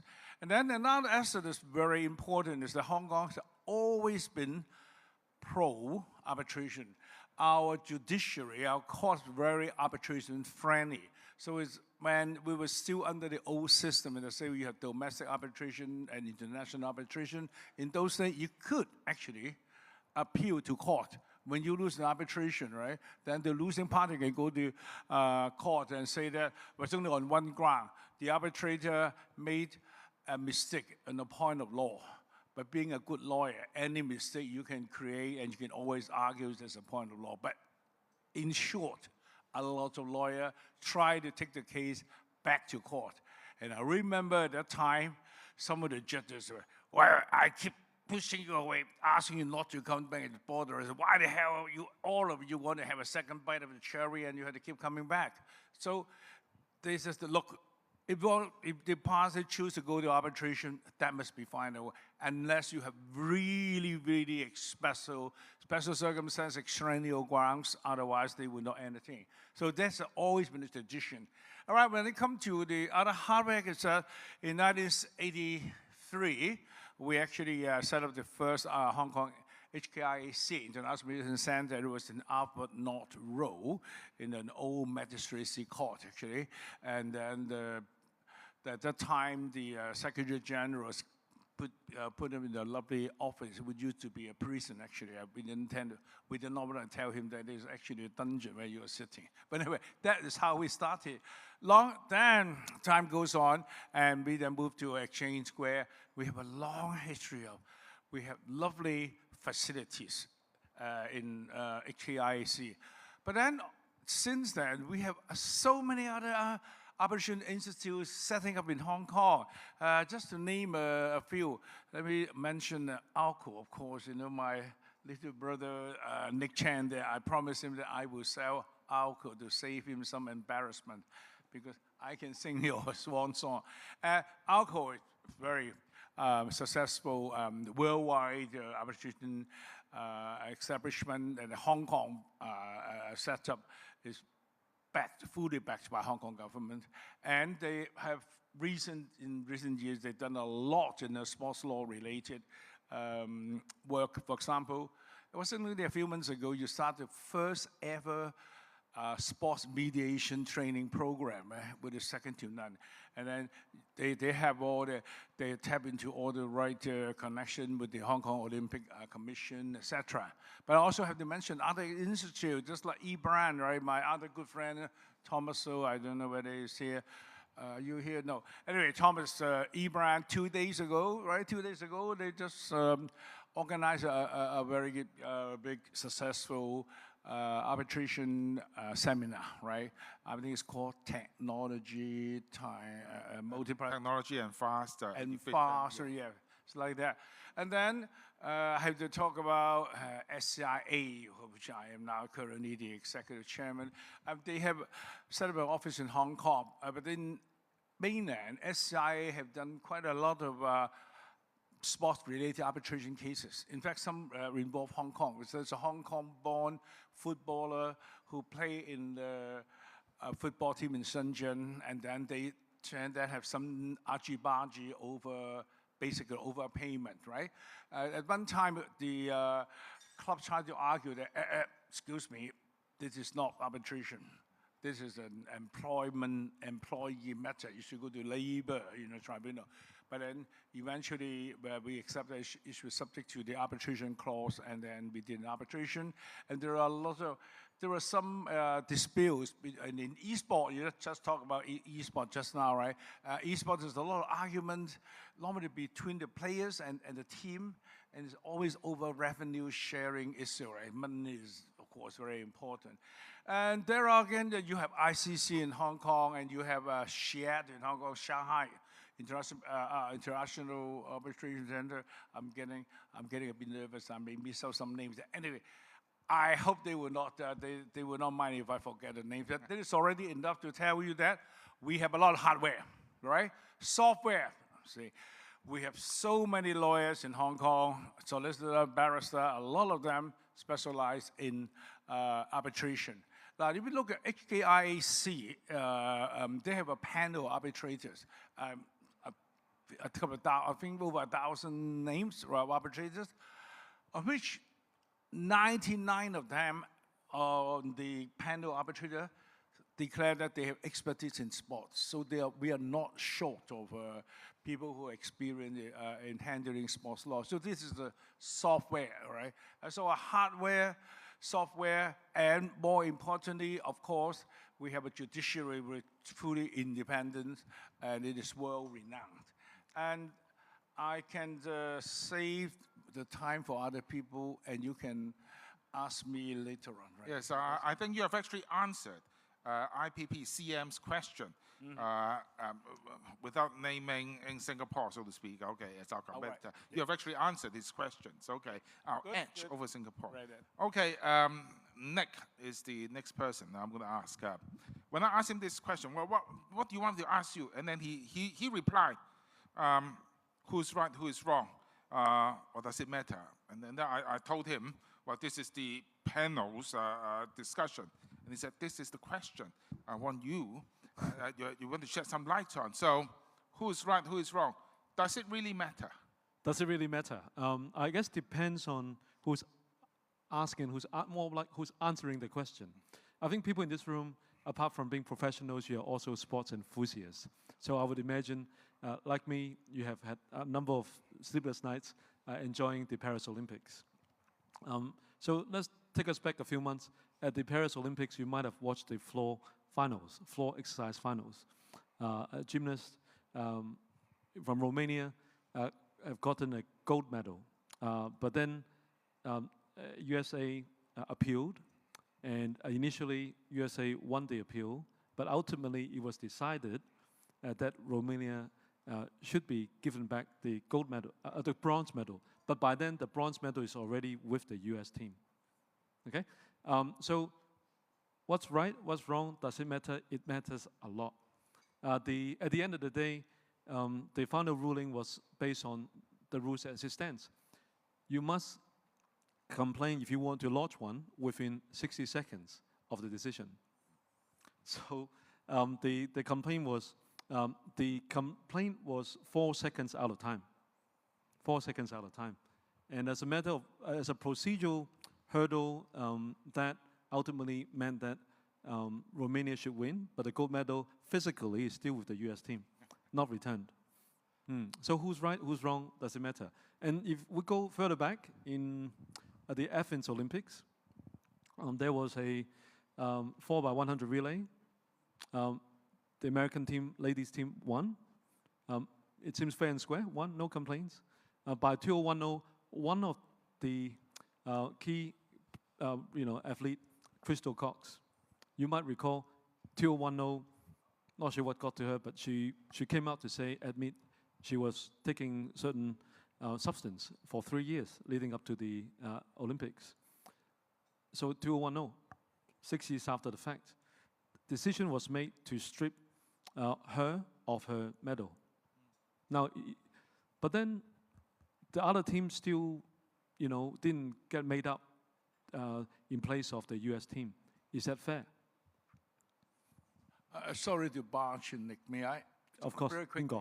I understand that in the recent years, it is generally accepted officiating. Officiating act is not subject to dispute resolution. If the referee blew his whistle, then it's a goal, right? The goal, and the ball it is already good, and then both parties, everybody came out, and all right, let's look at that, right? And then we came back, it was a goal, all right? Then, even at that moment, right, the referee may have made a mistake.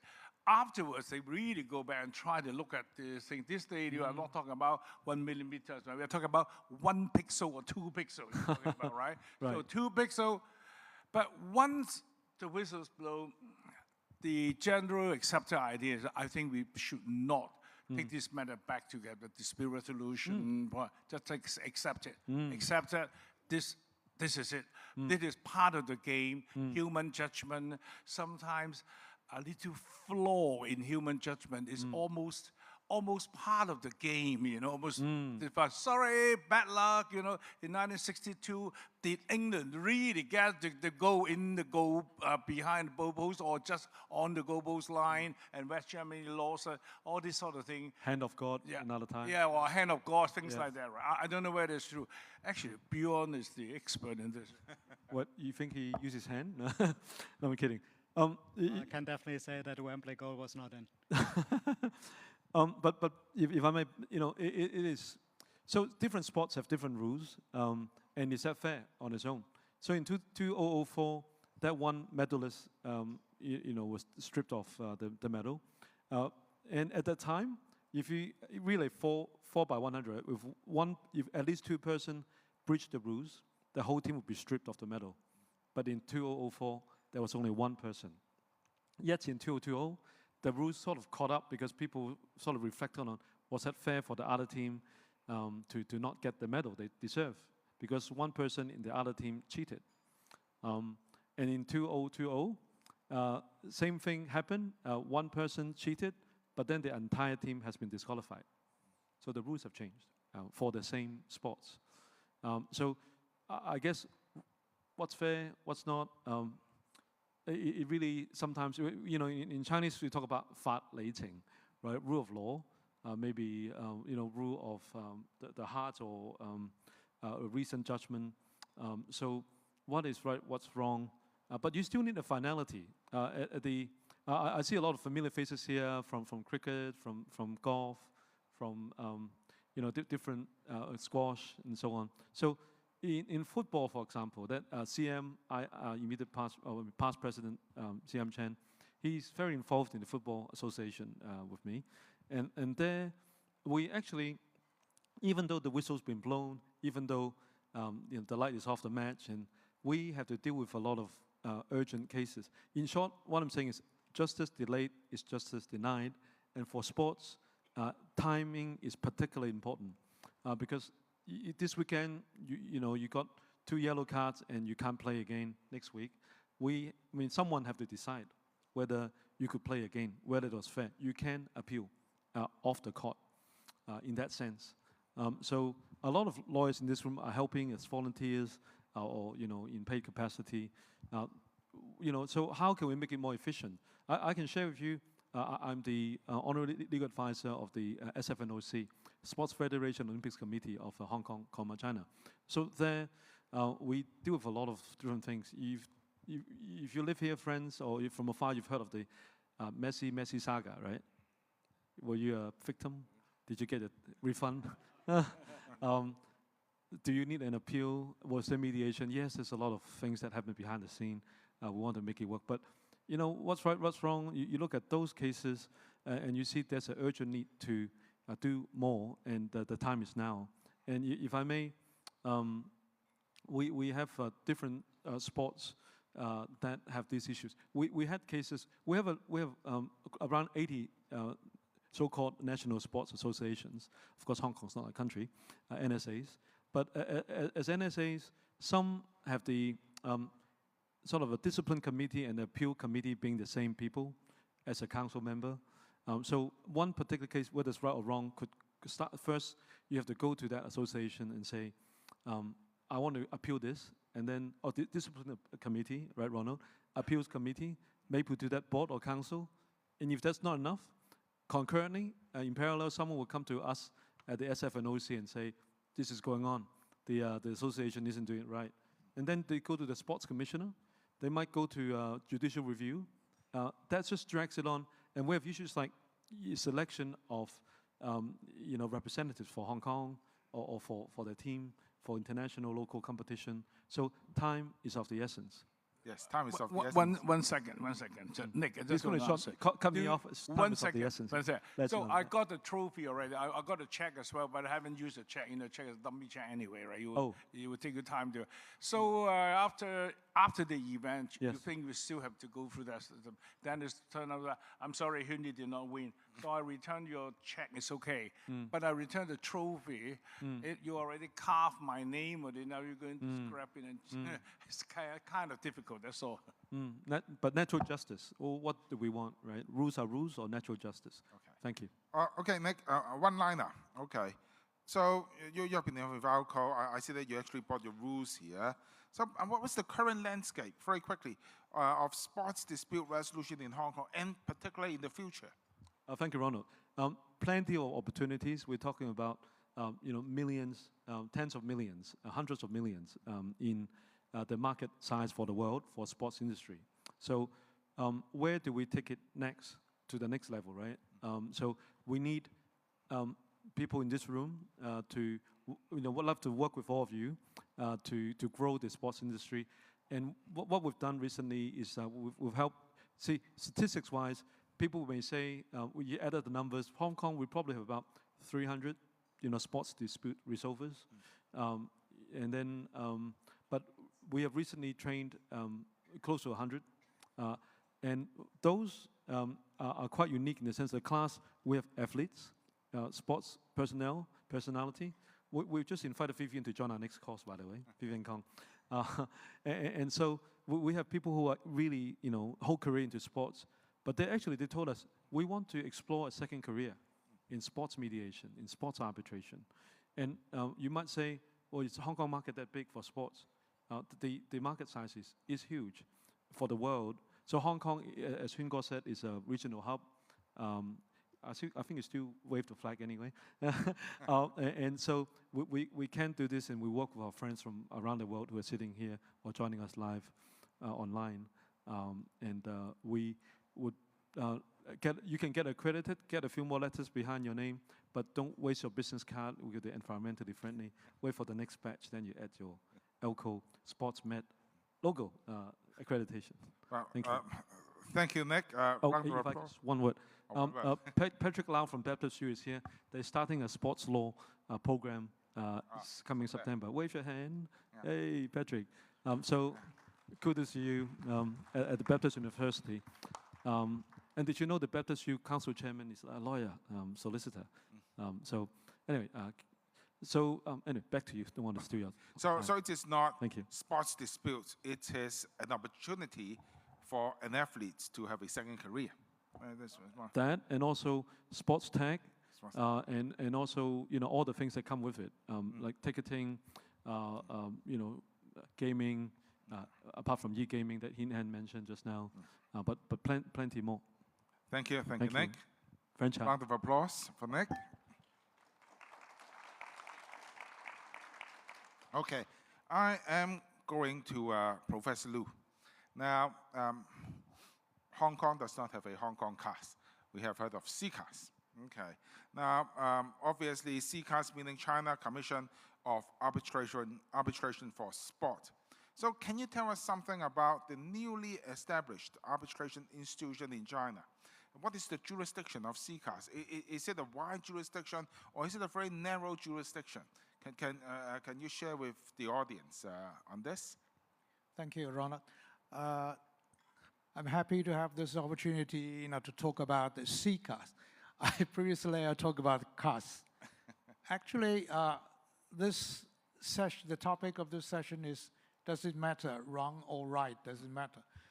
As mentioned before, it's vitally important, particularly for the athletes and players. They actually, as I mentioned in the end of my presentation, the two cases in the Paris Olympic Games, number 15 and 16, I was a member of the tribunal in those two cases. And those two cases were have been appealed to the Swiss Federal Tribunal. So the tribunal has, the mandate has terminated, as I mentioned, it's functus official.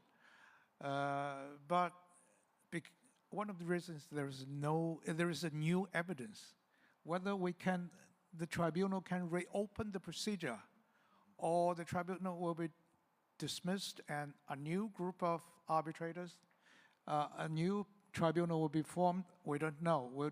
We'll wait and listen to the Swiss court. But it's really important.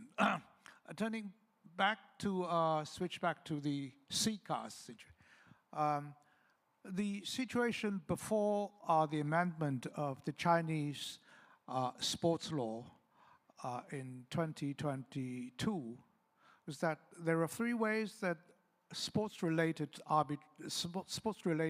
dispute have been settled. One way is is still working. The internal dispute resolution mechanism in a sports organization like Football Association. The second way is the court of law. Some of the cases went to court of law. The problem is that the judges in China has a very heavy caseload. Some of the judges accept more than 1,000 new applications in a year. So it's adjudication process. We have to respect due process requirement. You have to read the parties' written submissions. You have to hold hearings. You have to write the decisions. It takes time. 1,000 cases. Each day, even you work over the weekend, you have to finish 3 cases in a day. I have thinking about the Chinese traditional novel, 三国演义, the Pang Chong. Well, he can sit there half a year, he doesn't work anything, and he sit there, all the dispute happened in the past 6 months, and they make arguments, and he decided the case in just one day. That's so efficient. I don't know whether DeepSeek can do that. But do they pay well?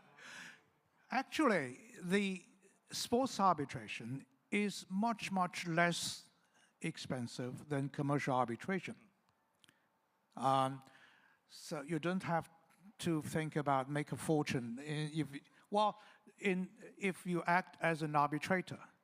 But if you do as a counsel, if you represent your client, that's another story. It charged like an ordinary lawyer.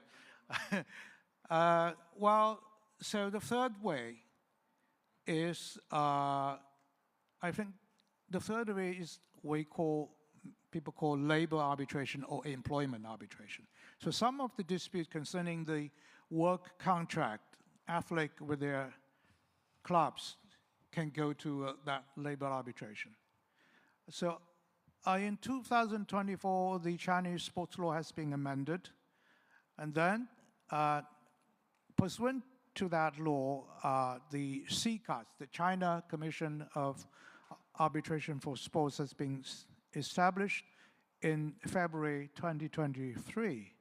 Now you know that arbitration is alternative to litigation. So now more and more disputes will be submitted to CCAS. So still valid, the internal dispute resolution of the sports organization.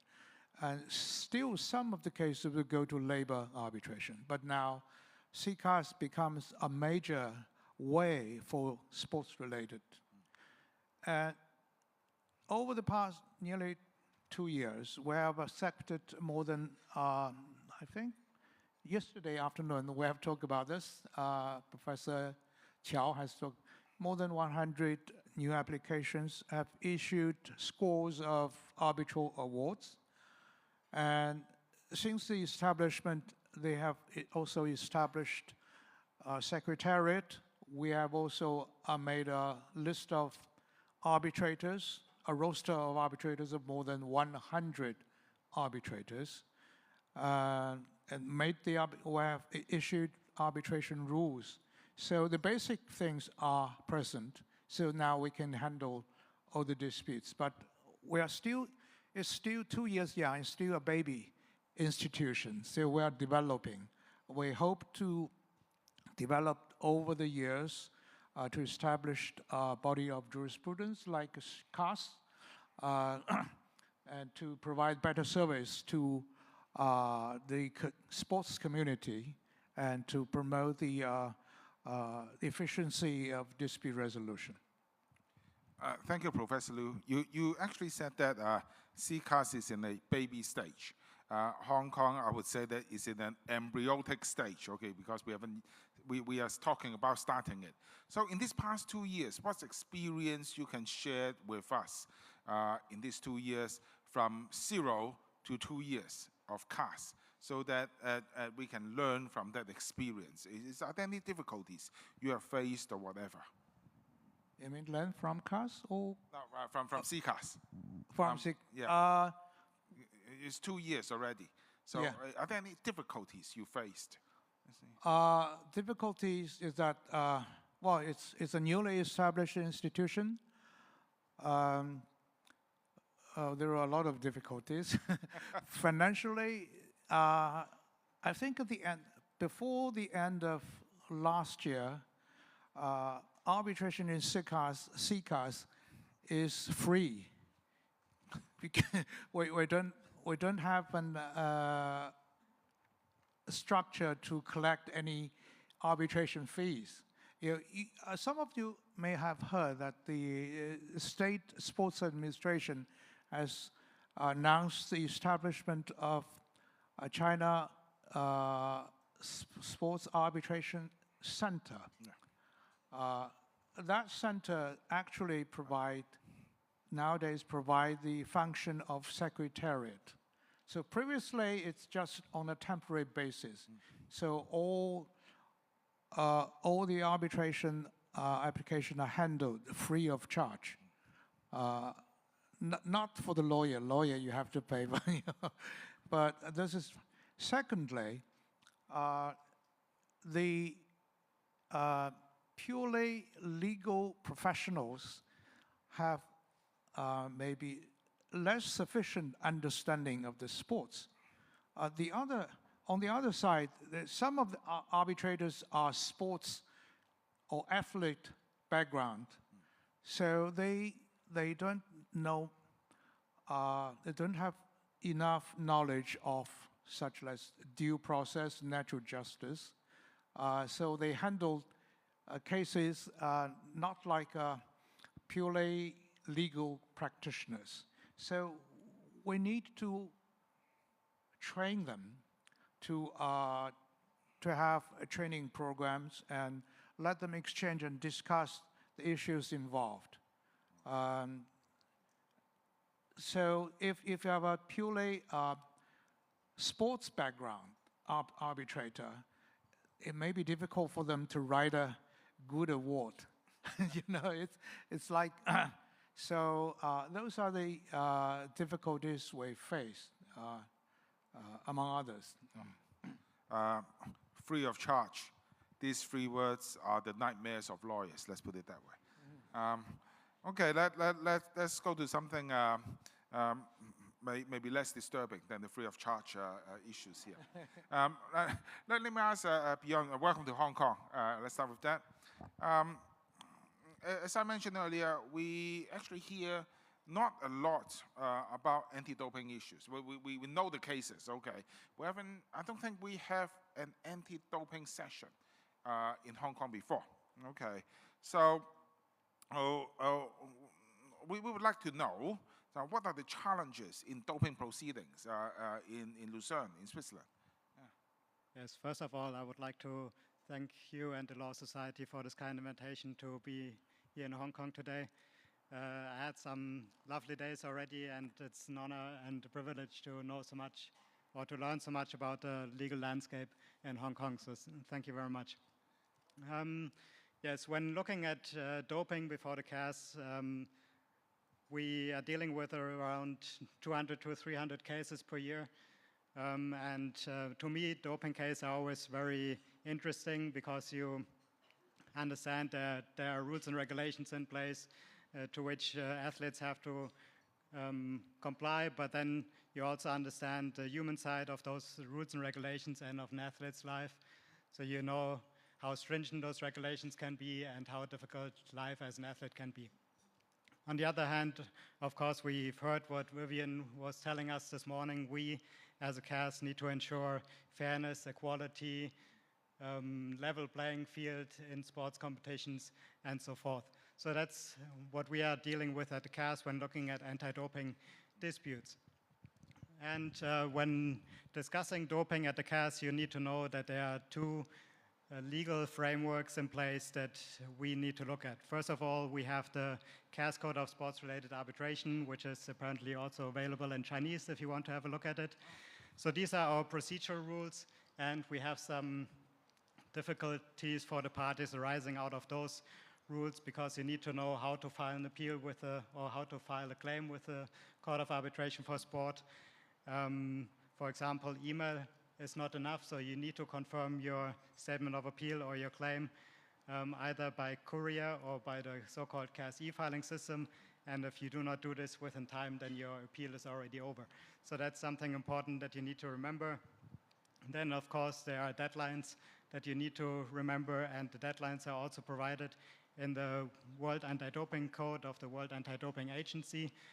This is a 2021 code, and this document is often called Magna Carta in the fight against doping because the World Anti-Doping Agency drafts those rules and regulations, and then the signatories to the code will have to implement this code almost one-to-one into their own anti-doping regulations. So, for example, the Hong Kong Anti-Doping Organization will have more or less the same rules and regulations that are governed by the World Anti-Doping Code. And you may ask yourself why we as a CAS have so many cases. Well, this is based on the arbitration clause implemented in the World Anti-Doping Code. In Article 13 of the code, it says that all disputes involving international level athlete come to us. And then we, of course, need to determine whether an athlete is an international level athlete. If not, of course, we do not have jurisdiction, and the athlete would have to file the appeal with the National Anti-Doping Organization if there is a right to appeal. So these are the procedural hurdles, and then there are the substantive issues. And we've heard a lot about sports law this morning. And when you look at the sports law disputes that we are discussing here, it's actually mainly disputes that arise from other areas of law. You have contract law, you have probably tort law, disciplinary matters, and so forth. But in doping is probably one of the areas where you actually need to have a sports lawyer because doping is so specific that you do not have the time to look every provision up and to know what you need to do in a very short limited of time. So as an athlete or as a federation, depending on which side you are, you need to gather scientific evidence, particularly when you're looking at a case where the athlete is accused of the presence or use of a prohibited substance. And over the years, those cases became really difficult. I mean, I only started probably 10 years ago to look at those issues. And during this time, most of the discussions was about whether the athlete was tested positive and what the appropriate sanction should be.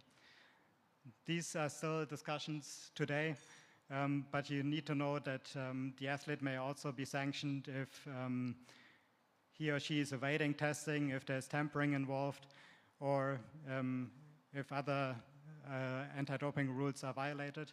They are all governed under Article 2 of the WADA Code. There are 11 violations. And now we have the issue of contamination, because the laboratories have a very good way to discover all kind of prohibited substances in blood and urine samples of athletes. And we need to answer the question whether the athlete actually took those substances intentionally, and if not, what the appropriate sanction should be, because based on that we can further lower the sanction, or we can say, okay, this is only a reprimand case and we do not sanction the athlete.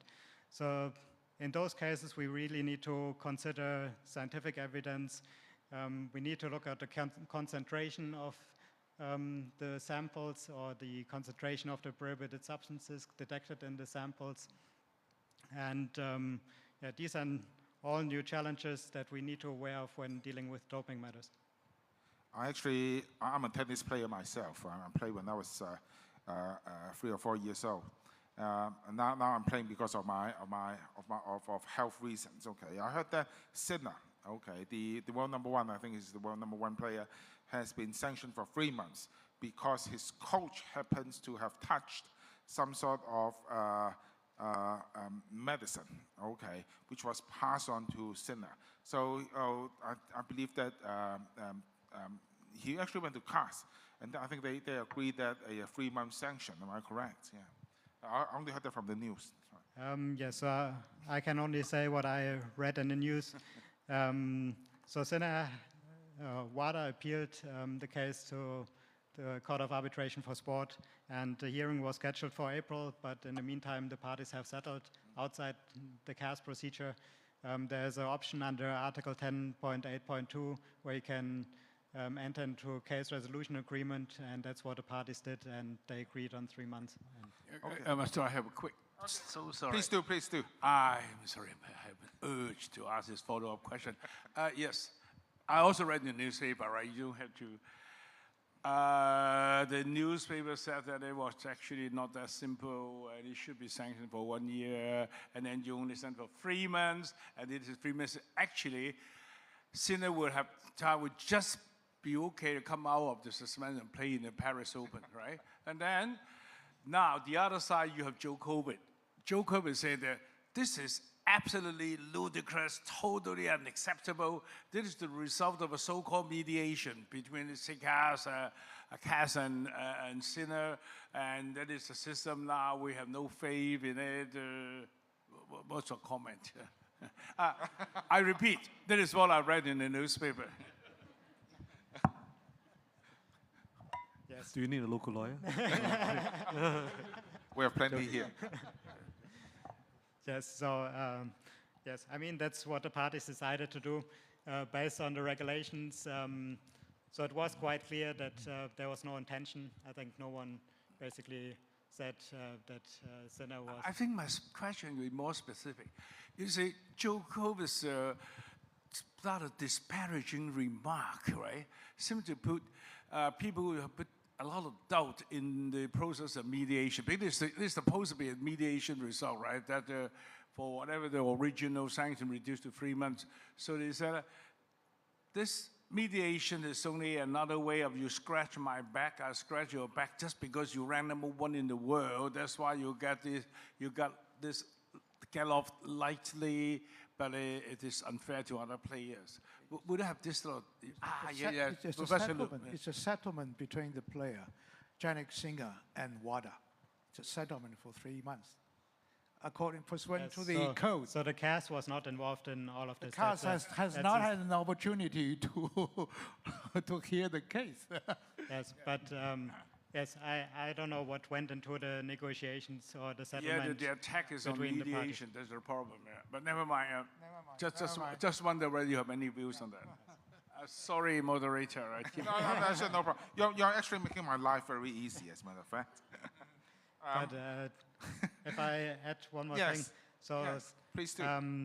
So we have a lot of cases which come up now that are related to whereabouts, and that's where you actually understand how tough life can be for athletes. Because I don't know if you're aware of the whereabouts systems, or athletes that are part of a so-called registered testing pool need to file their whereabouts, meaning they need to inform the international federations or national federations or national anti-doping agency where they are on each day of the year and where they can be found in a 60-minute window so that they can be tested unannounced. So that means that you are probably having dinner with your spouse or you're on holidays and you still need to be on alert for the doping control officer to come. And if you miss those appointments, or if you forget to file those whereabouts, then you can also be subject to a 2-year sanction, which is a severe sanction for an athlete considering the short career that athletes have. So in those situations, you really need to consider, okay, what actually happened, and is it legitimate and reasonable to sanction an athlete in this situation, keeping in mind why we have those whereabouts system, because most athletes, those athletes who want to undermine the system, they would take prohibited substances outside competitions. So yes, they wouldn't take prohibited substances while being in competition. So they would take substances during their training camps and so forth.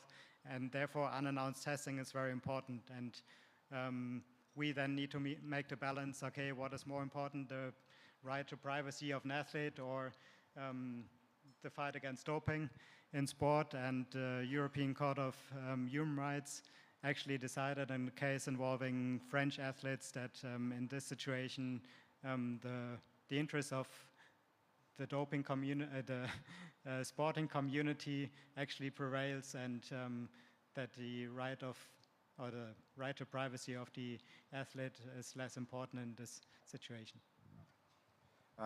Thank you, Bjorn. It's actually an eye-opener to hear anti-doping issues in Hong Kong, although we've come across it every now and again. Now, I think it is time on the Q&A. So, does anyone has any questions? Actually, even before this, I asked these questions, I actually have received 2 rather embarrassing questions, I would say, which I'm trying to avoid to ask at the moment. So, anyone have any questions, I will give the audience the priority to ask those questions before I ask these rather embarrassing questions. So, any questions on the floor?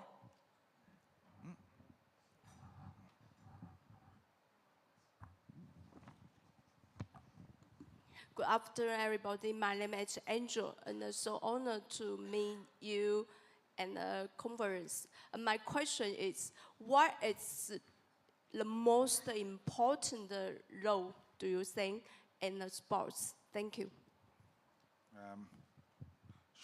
Anyone in the panel in particular, or? Everybody. Everybody. We're definitely going to overrun, but everybody. Let's start with Hugh. I'm sorry, I actually missed the last word. Important, can you? Most important role of? In the sports competition. Important role of? 最重要的法律在我们的体育竞技，如果出现需要仲裁的话。Okay, let me try, right? Okay. First of all, there is no such thing as sports law as such, right? Because they didn't teach us in law school. Did anyone study sports law in law school? Did anyone? Did any of the college you went to offer you sports law, free credit, things like that? No. Actually, sports law is an amalgamation of different areas of the law, right? It embraces very basic contract law, of course, right? You have all the agency agreement, all the advertising agreement, etc. And then you have taught, because of the protection of publicity, personality, all this sort of thing. And more important is, of course, IP law, right? Just all sorts of licensing agreement, and you have patent, funny enough, because all these days, a lot of new bodybuilding, muscle building, engineering program, also nutritious food. These are all related to patent. And your competition law as well, right? Competition law is involved. So you have to know quite a lot of areas of law before you can claim to be a sports law lawyer. So if anything happens, I think you just have to see that. Well, so I've been teaching. I'm still teaching in the hospital. Sorry, I do teach in the hospital, but I'm teaching in a lot of universities. And often my advice to the students that if you want to be a good lawyer, don't tell your clients that I'm a good lawyer. I got a first-class honors. I got A in all the other degrees. That client will not be impressed because you got to have another group of lawyers waiting outside. Once you finish, they will come in, they will exactly say the same thing, right? And then, but we have a lot of, I'm doing mediation. So you see, I know how to conduct a mediation. I know facilitative mediation, evaluative, every single step. I know it inside out, upside down, back to front. Again, I don't think they're terribly impressed because there are people who know exactly the same thing. In arbitration, the same. Oh, I'm very, I'm fit to do administer arbitration, institutional arbitration, arbitration. All this is no. You are expected to be able to do that before they invite you to come here to do your beauty parade. What is important is that I don't want to know your legal knowledge. I want to know your industry knowledge. Do you know what I'm doing? Right? If you do not know what my company is doing, if you do not understand what I need, what my company is doing, I'm not going to pay you to learn about my trade, my industry. Do you understand? That, I think, is the best advice to give you. You want to be, sports law is a fast-growing area of the law. I can guarantee you that. You've just heard about e-sport and everything. Things will be moving at a pace that you have difficulty catching up with that. So always put your fingers on pulse, read more, understand the industry, understand the type of sports. Professor Liu was saying that you'll be a totally useless arbitrator. You just know the law and sit here when people talk about some sort of arguments over e-sport. Never heard of this game, how to play. Only my children do that. My long answer to your short question. Professor Liu? Please wrap up. Is for Mr. Wang or for all of us? No. Actually, we'll have to be exact, we have 6 minutes. Okay. To be exact, 3:45.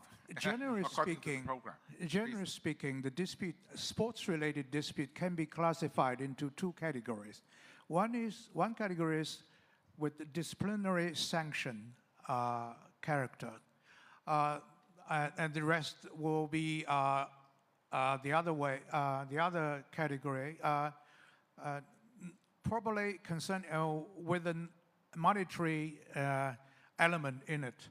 But for the first category, including anti-doping and eligibility and field of play, doctrine, competition venue, judgment, something like that.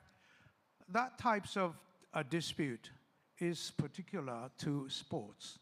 And you know, one of the features of sports law is that there is a lot of peculiar, special rules, which is technical and with a lot of sports practices. And the decision on that dispute do not need the enforcement of court. The International Federation or the sports organization or Olympic Committee itself can enforce it. The other types of award can be enforced under New York Convention. So to go back to the question you asked me, the difficulty we have faced, one of the case first group of cases of CCAS, that a panel member actually look at the technical rules of the competition. It's several hundred pages.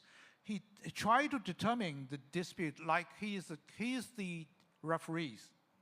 So this is not the way. He has a lot of commercial arbitration experience, but this is not sports law. Sports law is different. So you have the commercial arbitrator, lawyers has to familiar themselves with the sports law, and you have to study the CAS jurisprudence and other maybe other authorities to be capable of doing that job. Thank you, Professor Liu. According to my GPS iPhone, we got 3 minutes. So 1 minute each, thank you. I mean, I don't have much to add. You two already said everything. Basically, as a lawyer, I would argue that the most important law is the one I'm relying on. In sports law, of course, the rules and regulations are very important, and I think the reason why we are dealing with a lot of cases, or why the court provides for an arbitration agreement in favor of the CAS, is to have a harmonized approach. So this basically goes back what you just said. We need to have a similar application in similar cases, keeping in mind the CAS jurisprudence and how we dealt with other cases in the past. Angel, thank you for asking the question. I have the answer right here in my hand. ELCO Sports Industry Mediation and Arbitration Rules. Pick one up, please, at the table outside. We'll be conducting more training going forward. Thank you. Okay, I think we are spot on at 3:45. So put your hands together for our speakers. Okay. Now, actually one thing. Since everyone is in the mood of bringing little booklets on the stage, okay, here's the ALCO. Now, this is the CCAS rules. I want to pass it to Professor Liu, so that when we take a photo, we each hold our own institution rules. Okay, so thank you very much.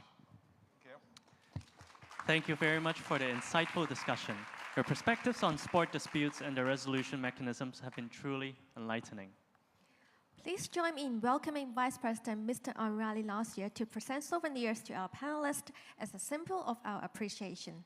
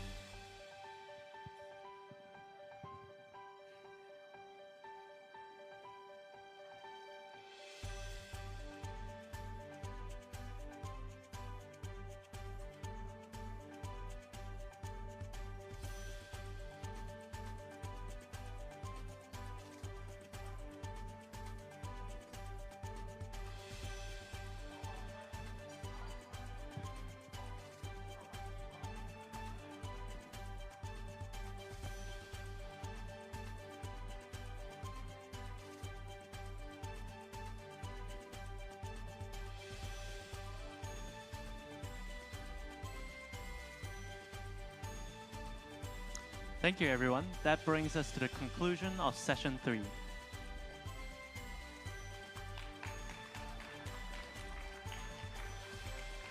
Put your hands together for the speakers.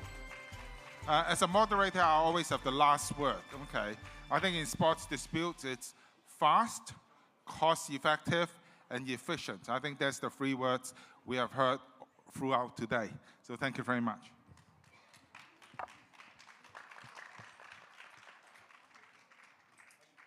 Moving on to the final section of today, to boldly go, be just, be a good sport. This section focuses on the vision and pointers on the roadmap for the development of sports law industry and sports law in Hong Kong. The panelists will discuss and share views on a variety of issues, including personality rights, intellectual properties, media rights, broadcasting rights, innovation, and youth development. Our moderators for this session are Council members of the Law Society of Hong Kong, Mr. P.S. Howe and Ms. Chris Chow. Panelists of this session include Dr. Tricia Leahy, PhD, JD, SBS, BBS, former Chief Executive of the Hong Kong Sports Institute.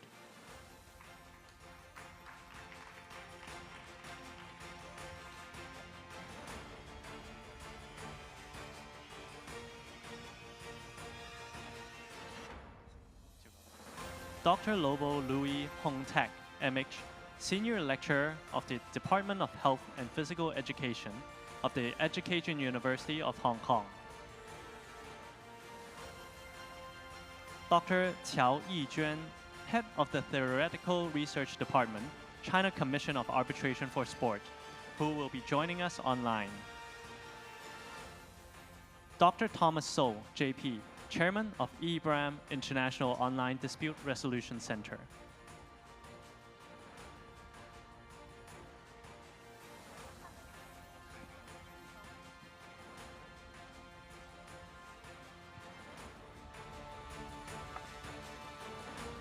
Our moderators and speakers, the floor is yours.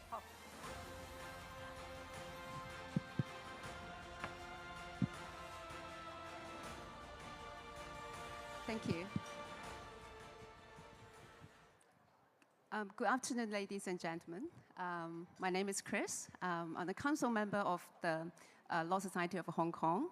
I have my fellow council member, PS, on the stage as well. We are both the moderator for this section. We are very excited to welcome and introduce our distinguished guest speakers today for this session. To the immediate left to PS is Dr. Tricia Leahy. Dr. Leahy has been professionally involved in elite sports in Hong Kong and Australia for over 30 years. She was the chief executive of the Hong Kong Sports Institute from 2008 to 2023. She has served on both International Olympic Committee and UNICEF expert committees developing research and policies on safeguarding in sports. Welcome, Tricia. To the immediate left to Tricia, we have Dr. Thomas So. Dr. So is a highly experienced dispute resolution lawyer and a solicitor advocate. He is currently the chairman of EBRAM International Online Dispute Resolution Center and was the past president of the Law Society of Hong Kong. Welcome, Dr. So. And to my immediate right, we have Dr. Lobo Louis. Maybe some of you have recognized him already. Dr. Louis is the fellow and immediate past president, the Sports Medicine and Sports Science Association of Hong Kong.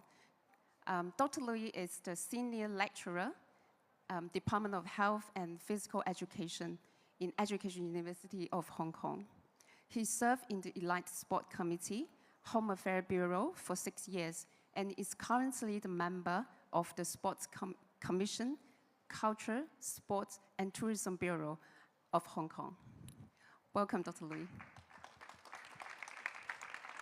And the last but not the least, we have Dr. Qiao Yijuan, Qiao 老师, on the line, joining us from Beijing. Welcome, Dr. Qiao.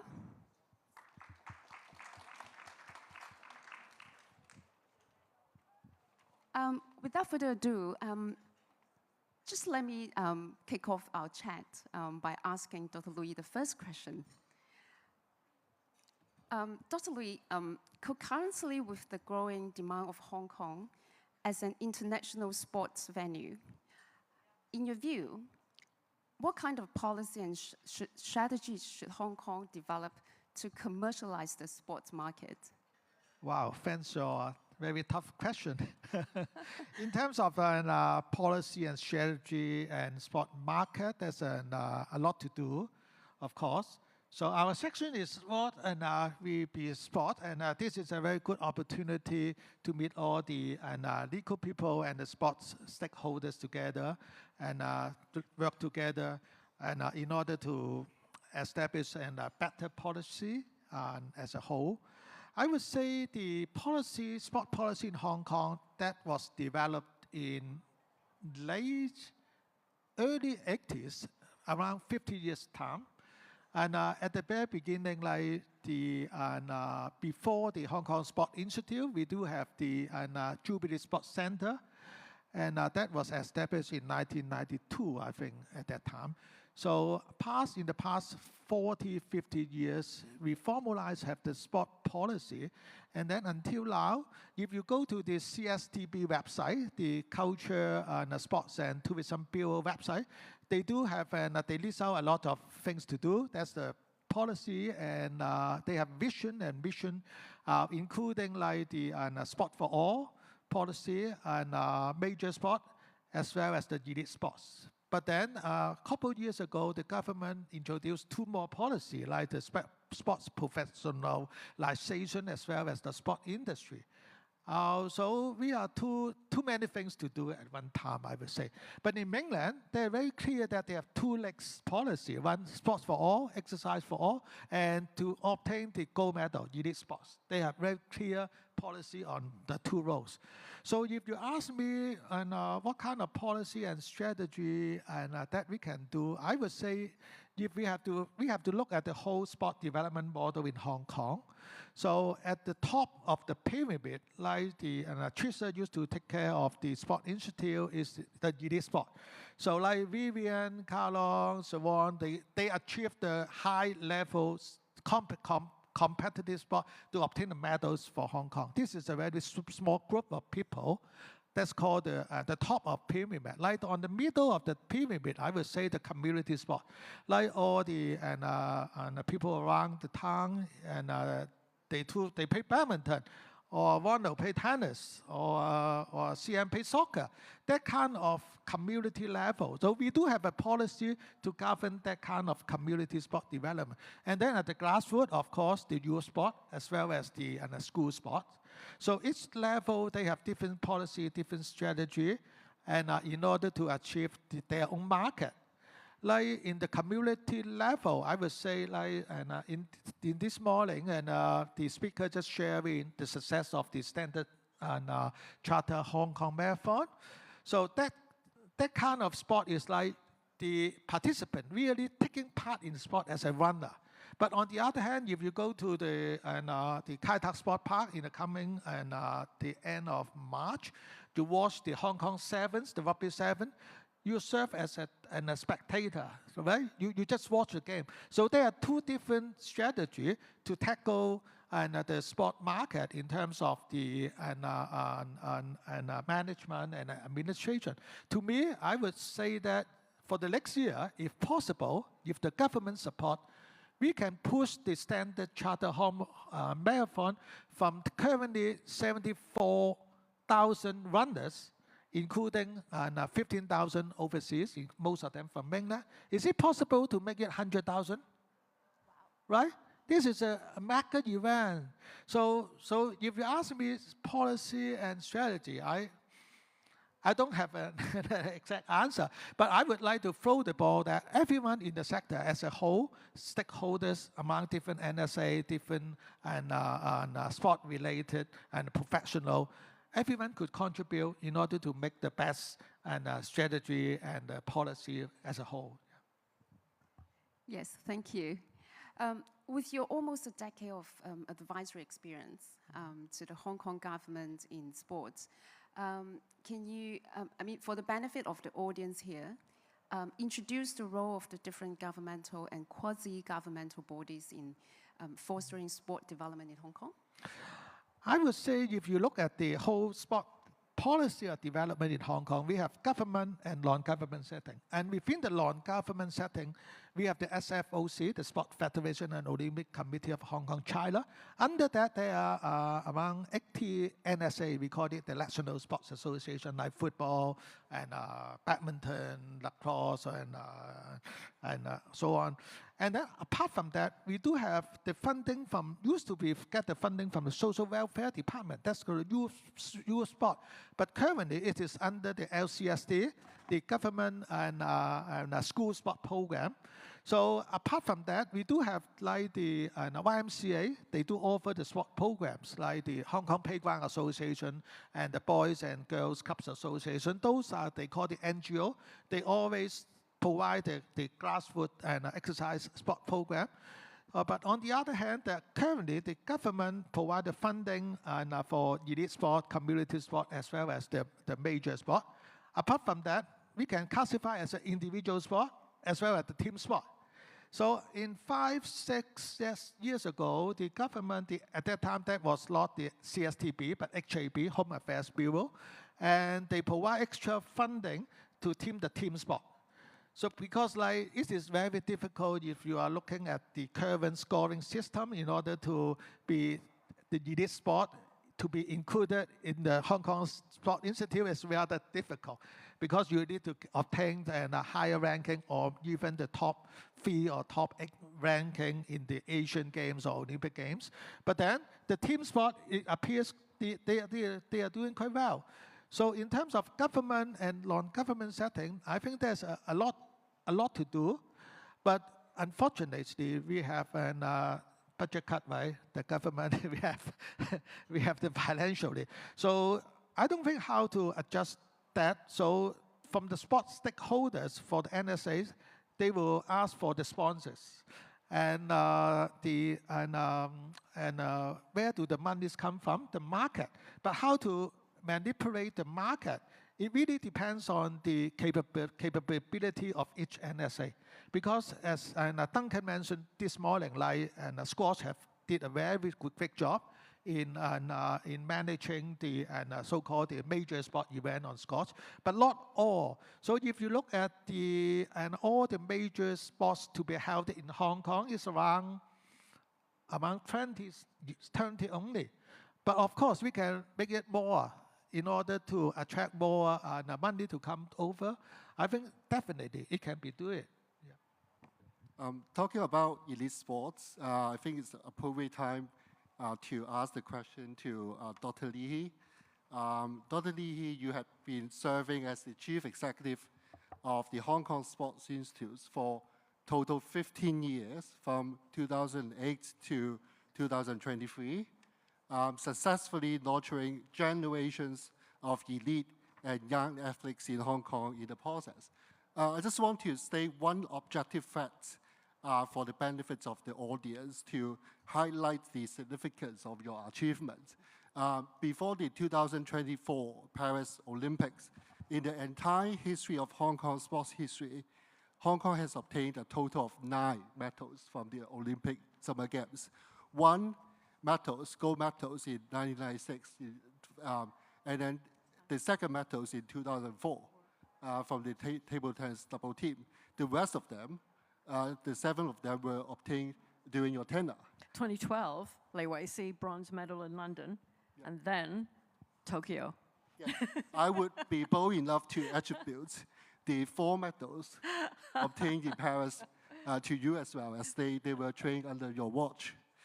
So as these athletes are successful in their results and getting more popular and naturally to generate commercial value on their own, can you share some of your experience?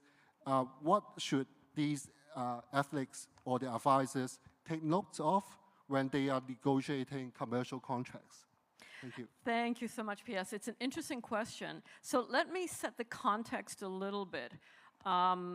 partly because I want to echo what Professor Liu mentioned earlier, which is that as we move forward with arbitration for sports in Hong Kong, and I think it's a very positive development in the professionalization of sport in Hong Kong. But one of the things that we need to do is we all need to educate each other on the sport ecosystem. So those of us in sport need to understand about mediation and arbitration if we're going to advise athletes appropriately. And those of you in the legal space need to understand not just how the ecosystem works, but how the power plays out. Who is empowered, who is disempowered in any kind of contract. And at the bottom of the ladder, a lot of the time, is the athlete. So we need to understand those power relationships when understanding how to intervene in a dispute resolution.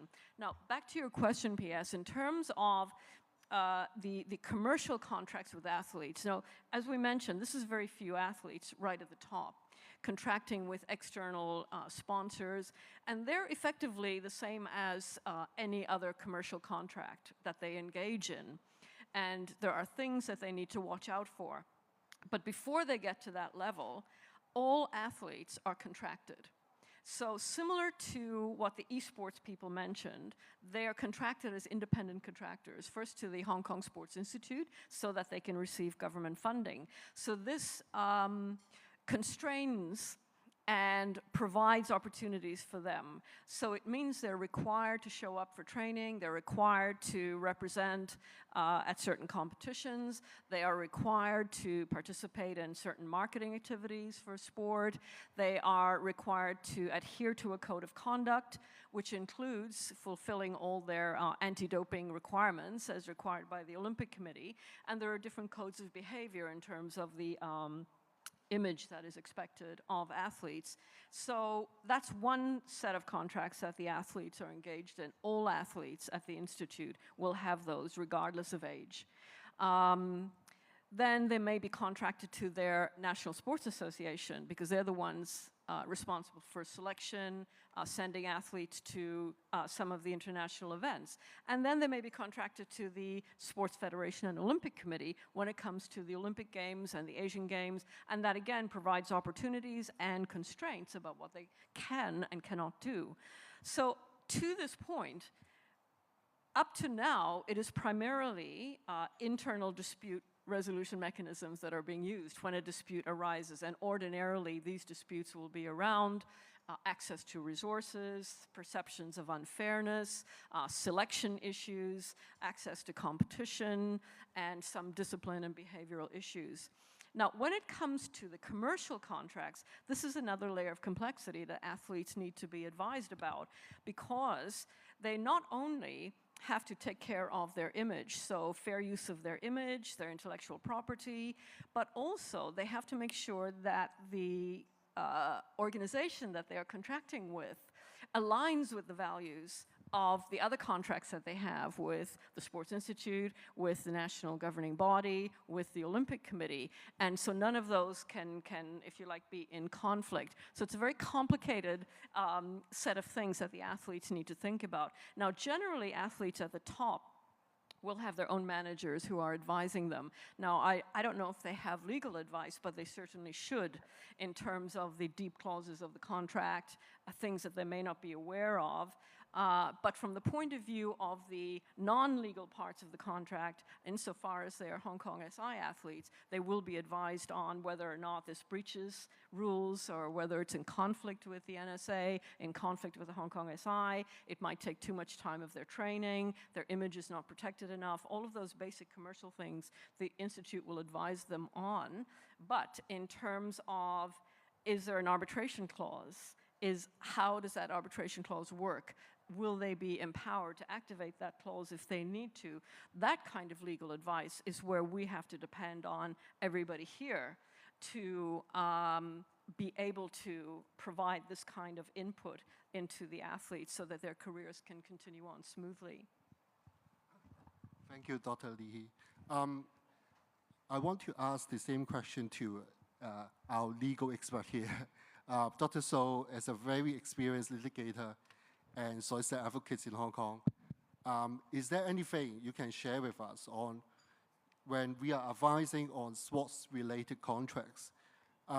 What should we pay attention to in order to avoid disputes? First question.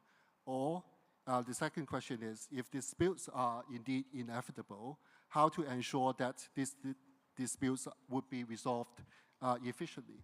Thank you, PS, and I entirely agree with what Dr. Li Xu said just now. And for people who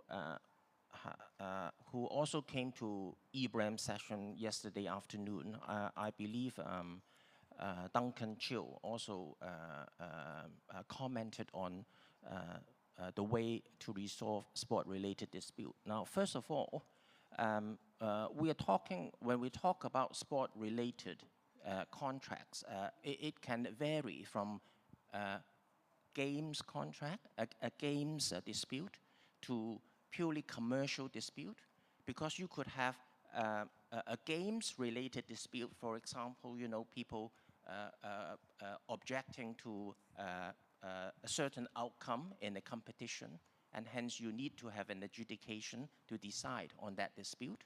And then you could also have, I think now in Hong Kong, we have read from the news, which is most of the time we see are disputes between the athletes and their organization and their association, right? This goes to question of contracts between the athletes and their own club, their eligibility disputes. For example, doping appeals, as well as league disciplinary actions, that kind of dispute between the athlete and their own sport organization. That's another type of dispute. And then thirdly, we were talking about athlete might need to sign commercial contract with commercial organization where money would be involved. So we're looking at different disputes here. Certain disputes require a very quick adjudication, like the games dispute. They can't have time, they can't afford the time for parties to mediate, for example. They would need to have the decision made within, I think yesterday we heard within 24 hours. And some of the decision, I was involved in the racing, horse racing steward disciplinary committee. After every race, you sit there, you look at it, and then you have to make the decision there on the spot. Okay, so it depends. That kind of dispute, you need a very, very quick adjudication process. But where we talk about many of the disputes that we see between athlete and the sport association, and yesterday we heard a lot about that, we are dealing with probably still a long-term relationship between the athlete and the club. And hence, would it help the relationship between the parties for you to have a, hard-on arbitration, like adjudication, where the tribunal would have to decide who is right, who is wrong? Or you could have an additional alternative resolution mechanism like mediation or negotiation to help the parties to understand both parties' position and try to resolve it so as to keep the relationship between the parties, because the athlete would still need to work alongside the sport organization in the remaining, in his or her remaining career. So that's another angle that one needs to look at. And then thirdly is the commercial contract. Commercial contract, I think, as lawyers, we all know that we look at it from a commercial angle. But then to answer your question first, how can we avoid the risk? First of all, I think as lawyers, we need to understand the industry first. The game, if we're talking about the game dispute, you need to understand the game, the rules of the game, and then what are the usual breaches, what are the usual obstacles or causes of dispute. And then you push it forward as a risk management issue for the athlete, for your client, to watch out for. And similarly, in The second type of contract where you have athlete and sport organization, again, normally it would be probably argument between athlete and the organization in terms of fairness, okay, in terms of why are you selecting him but not me, to go out to compete, that kind of thing. Then maybe you need to look at the whole mechanism, the whole system within the organization in picking who is to represent the club to go out to compete in order to ensure fairness. Because we talk about fairness, right? Be just, be sport, right? You talk about playing sport fairly. And then thirdly, in terms of commercial contract, then again, you look at risk management issue. What are the usual breaches? I mean, as lawyers, you can easily find what are the usual breaches that people committed in that kind of commercial contract. Then again, you push it forward and then you deal with it as if it is a risk management issue. Then you warn off your client beforehand. I don't know whether I have answered your question. Yes, thank you so much, Dr. So. On the topic of disputes, as we just heard from Deputy Secretary for Justice, Dr. Howard Zhang, the Hong Kong government is now having an initiative in designing a pilot scheme in sports dispute resolution. This question I want to ask Dr. Lee, in your view, what would make an effective dispute resolution system from the perspective of an athlete? And also in your view, how should the legal framework develop to foster youth sports development in Hong Kong? Thank you. Thanks, P.S. Those are two big questions. Let me deal with the first one first. I think it's really important insofar as the arbitration and mediation platform is being set up to help everyone in sport. And given what I said, that I think athletes are generally the most powerless group in this ecosystem, then I think we need to have an athlete-centered approach. So for me, this means as we enter the preparatory period, we really need to involve athletes in the discourse and hear their voices about what are the kinds of things that might be of concern to them. So for example, if we're going down the arbitration pathway, are we going to change all the contracts that the athletes are currently signed under to include an arbitration clause? Is this going to be a forced clause? Who's going to select the arbitration panel? How are they going to be independent? Are they going to be independent and neutral, but also knowledgeable about sport? Sport is not a very big ecosystem in Hong Kong. How are we going to maintain the confidentiality of any awards if they are awarded? I think all of these questions that athletes will be interested to know, apart from, of course, the technical procedures of how you go about it. Is it going to be a non-retaliation clause to protect athletes who may want to bring a case against the organization? The advantages that we see, of course, of mediation and arbitration, as Thomas just mentioned, is that it has the ability to preserve relationships, and it's speedy and it's efficient. But earlier, we were talking about, is it free? Or are athletes going to have to pay? Who's going to pay? How about the resources around that? So I think these are issues that athletes will be interested to know and interested to input into the generation of any framework that we come up with. Now, I think for me, the legal framework and its impact on the development of sport and youth development is a very important connection, and I really appreciate you raising this question, because I don't believe that the legal profession and legal frameworks are sufficiently involved in the sports ecosystem. Now, with all due respect to the CAS colleagues and the WADA people, they have taken up all of the bandwidth in terms of integrity in sport. And yet there are other issues of integrity that we don't hear enough about from our legal colleagues, who could act as not only educative and protective in terms of the youth development of sport, but also where an intervention is needed, could be protective and knowledgeable about the issues that athletes need. And so okay, we've heard about the anti-doping that takes up a lot of space, but what about match fixing? What about illegal gambling? What we know about these aspects of the lesser desirable side of sport, to put it mildly, is that they can often target young, vulnerable, up-and-coming athletes.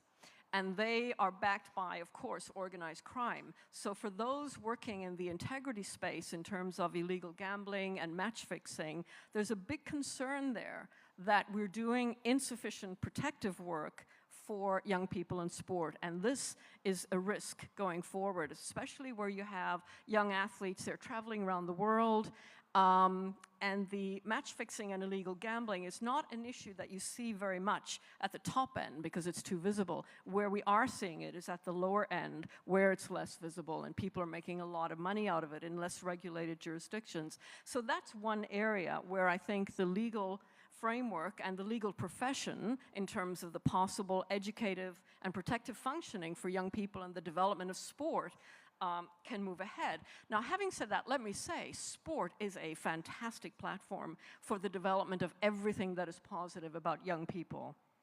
But sport lives in society, and unfortunately, society has some of these problems. So unless we are ready to face those problems and shore up our regulatory processes within sport such that those things can't leak in, then we're doing a disservice to our youth sport development.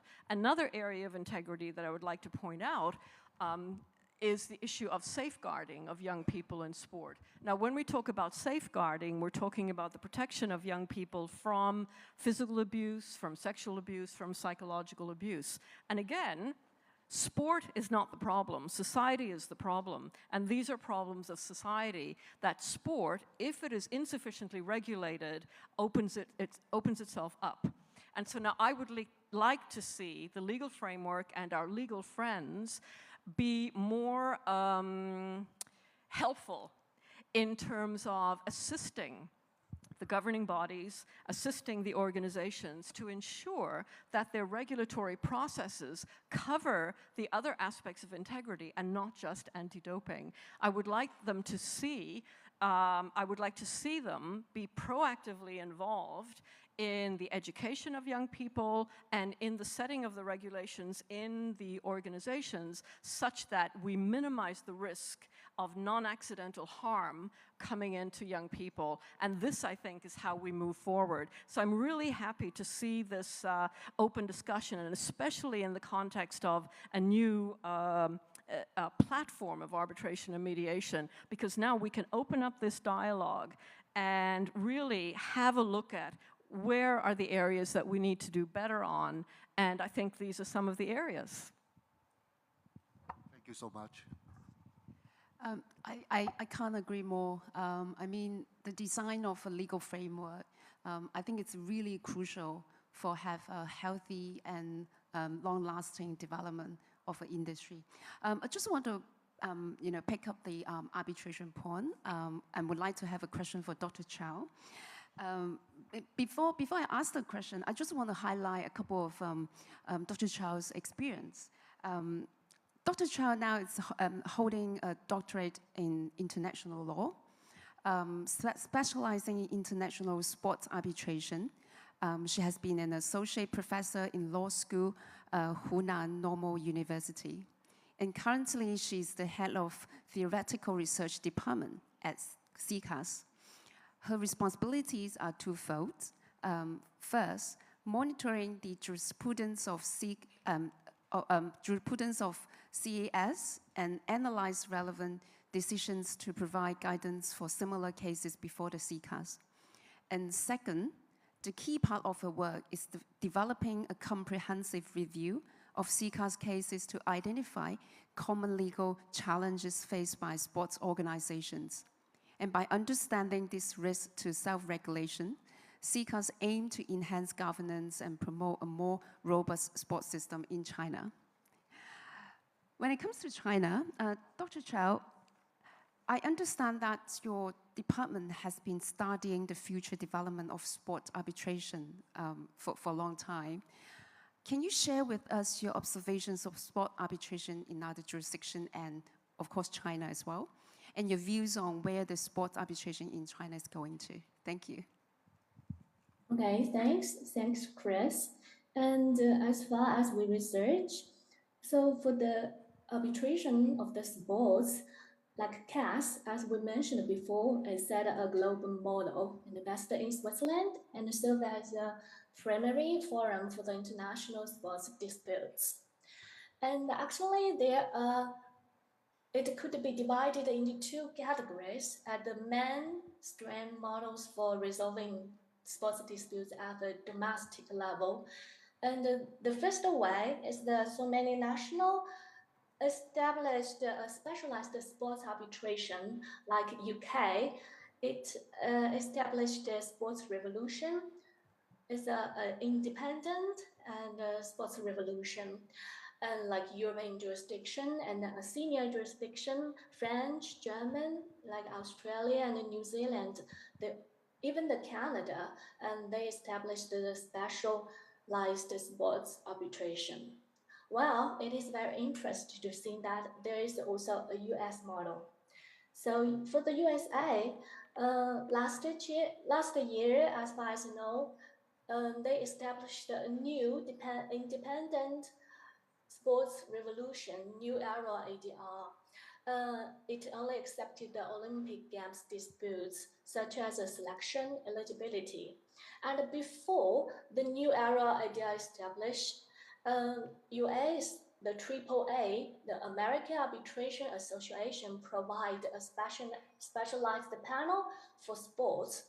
They decided the Olympic Games disputes as well, and even some of the commercial sports disputes as well. And also, US will also provide another institution called GEMS, Judicial Arbitration and Mediation Service. It's kind of a private sector and provides the sports disputes revolution as well. For China, CICAS, of course, we're going with the specialized national sports arbitration. We're totally independent, the specialized arbitration for sports. And I think everyone in the meeting may have the blue book from the CICAS. That's our arbitration rules. It regulated in Article 3. That's the scope of the arbitration. Actually, it's not as wide as the usual one as CAS or the other arbitration. Like CAS, it has a huge right of scope from the contractual disputes to the specialized competitive sports disputes like eligibilities and anti-doping. And for China, we are mainly focused on the disputes, sports disputes arising from the competitive games. Okay, understand. So there's slightly different arbitrations. I mean, two type of arbitrations in China at the moment, right? So you just mentioned the arbitrability, right? Is that the correct word to say?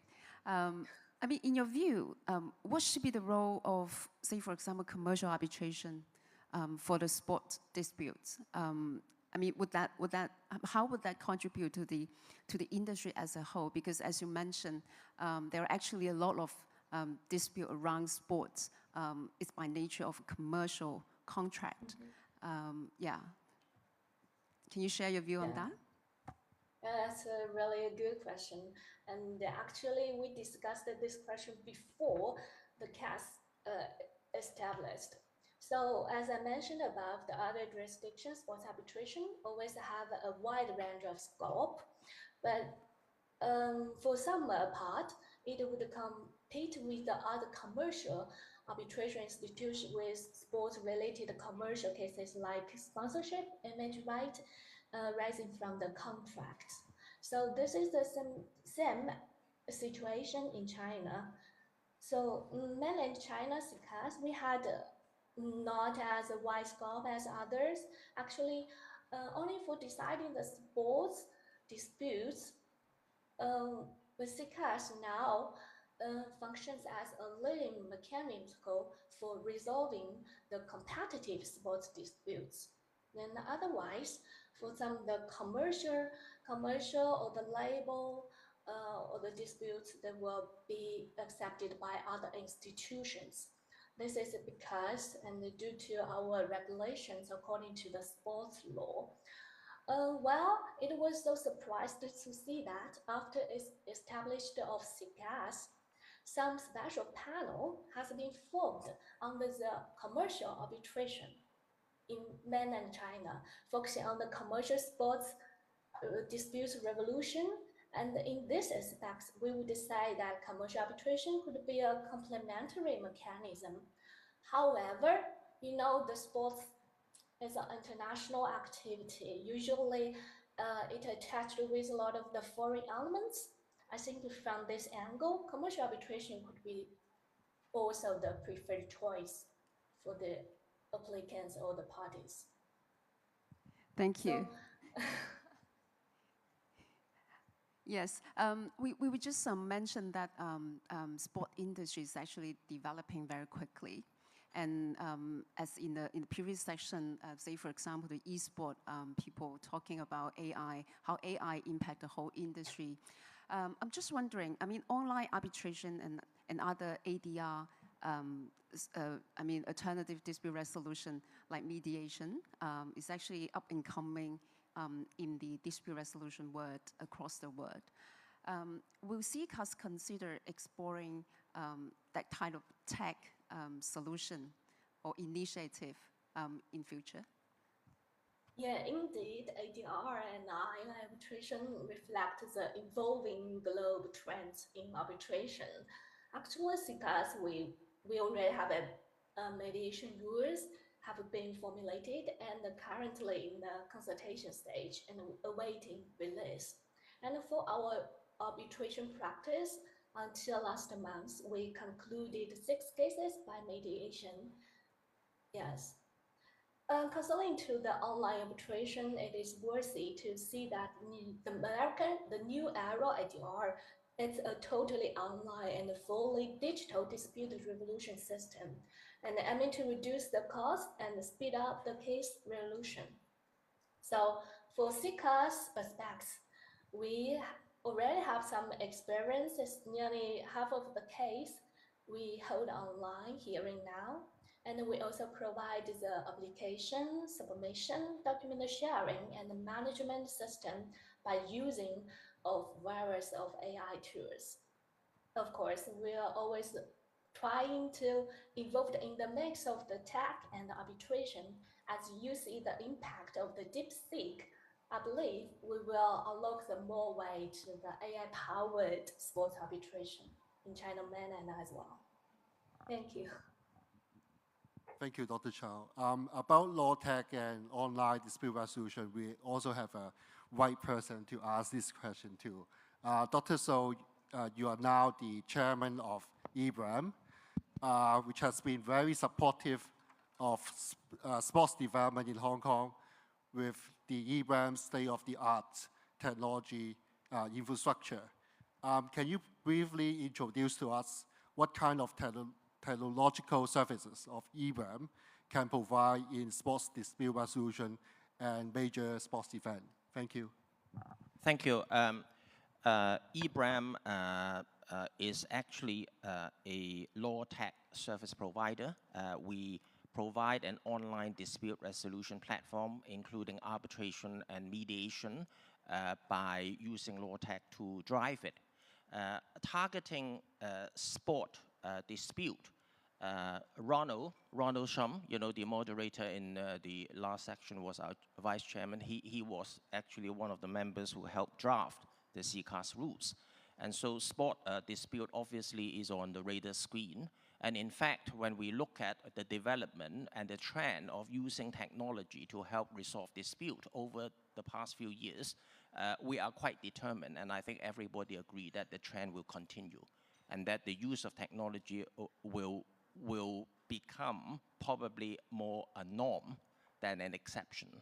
So in terms of sport related dispute, we were just talking about just now, where you have a dispute that require a very fast and just and efficient dispute resolution mechanism. I think an online dispute resolution is a perfect solution. The reason is that you don't need to wait for people to come to a physical hearing, particularly when you might involve, when you talk about, for example, a sport-related dispute where you have multi-parties from multi-jurisdictions. You don't need to wait for people to fly over to a particular venue. You can use online platform to deal with it. And second, now we have a lot of AI tool to help do all the translation, all the document sorting, all the argument sorting, in order to make the process of the adjudication by the panel more efficient and more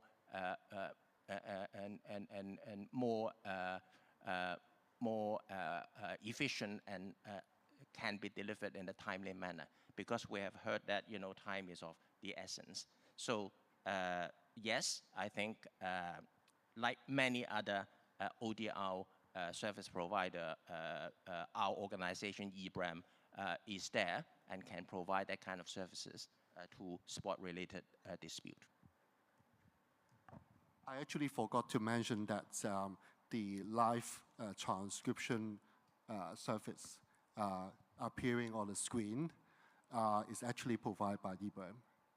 Yes, we have been lucky enough for our president has invited us to provide our law tech services to all law society events, and I think some of the old DOJ events also use our AI instant transcription and translation services. In fact, we have 15 different languages that we can use.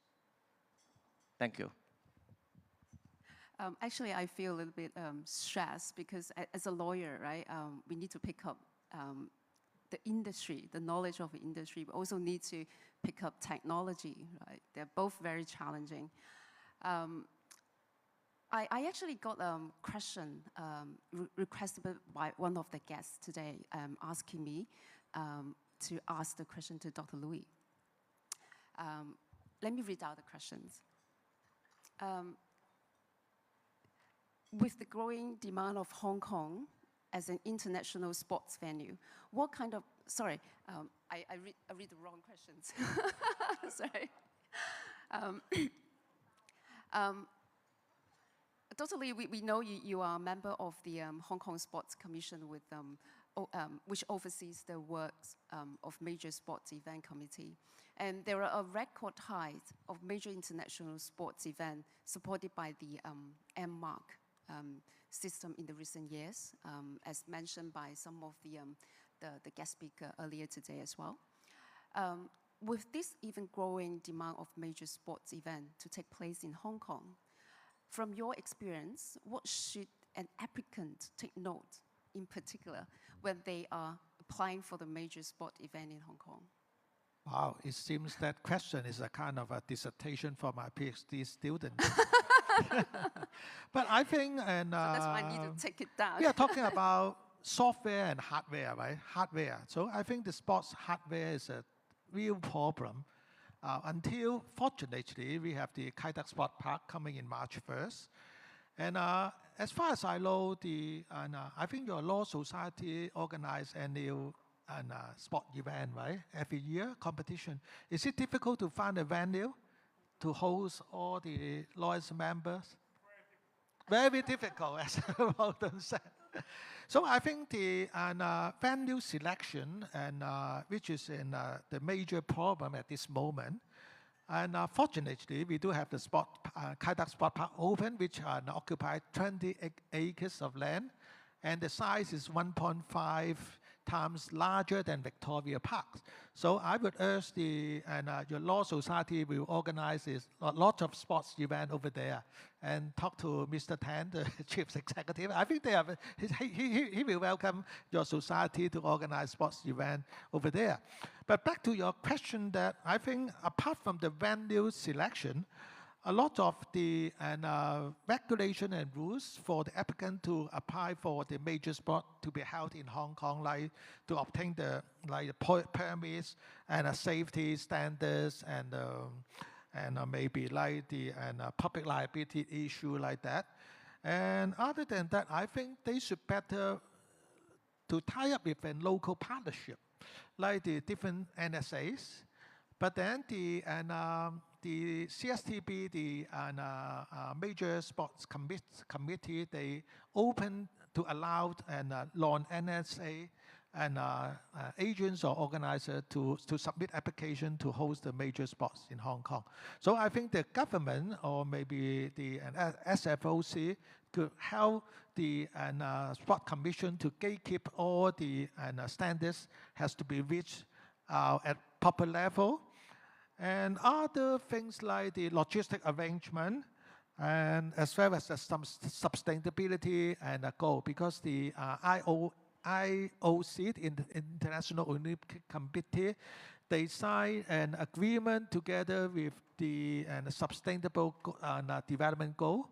So and all the sports event like the reduce, reuse, recycle, that kind of an environmental friendly sports event. So no more plastics. And if you see any organization, they still use plastic bottle, you can report them and send a better advice to them. And I think other than that, the crisis management and also to be included in if the overseas or any other applicants who would like to submit application for hosting the major sport in Hong Kong. Thank you. I just like to supplement a little bit, and Trisha mentioned about the sport application. I think in Hong Kong, the education, we didn't do well in terms of the legal concerns, legal matters within the sports sectors. So at all the NSA, we do have legal advisors, right? Like football and basketball, right? It appears that I think they should conduct a lot of fundamental courses like on the coach education, on the community level, junior level, that will educate all the people who participate in sport to know something about the fundamental rules and regulation in the sport. So that back to the question that will guarantee the integrity of each participant. So prevention is better than cure, right? So if we do a gatekeeping at the knowledgeable and at the education level, I think Ronald will be free to pay more tennis. So I think education is that we should have been doing well in the coming years. Yeah. Yeah, I'm sure it's one of the professional areas, it's legal, right? And that's why we have very good initiative today in our conference. I'm actually, when you mentioned venue, Kite Out Sport, we actually have a sports meet tomorrow, the Law Society sports meet, and welcome all of you to come to join us and say at always. Yeah, I just love to echo a little bit for your event tomorrow. So according to the Olympic value, excellency is only one of the 3 core values in taking part in competitive sport. So 2 other elements like respect, as well as the friendship. So most of the lawyers or professionals in the field, I don't want you to suffer any sport injury, because statistically, about 10% of the recreational sports participants who suffer from injury and cannot back to work tomorrow. So we do sufficient warm-up and respect your opponent, respect the rules and regulation. And I think everyone in this room or in your sector would like to enjoy sport a lot. Thank you. I think it's a time to open up to the floor to see if any guests have any questions to ask our guest speakers.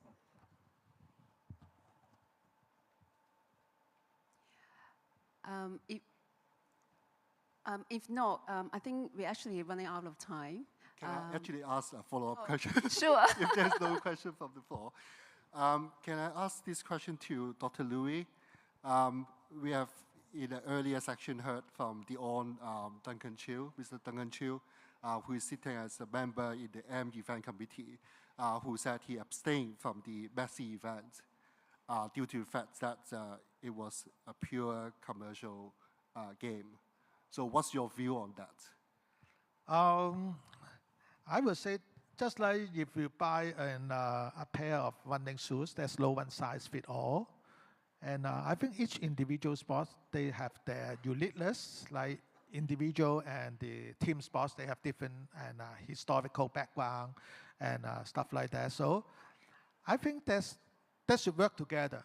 I think negotiation and different stakeholders from the field, they have to work together, to sit together, to have a drink, and then to come up with a better solution, rather than the government. And I think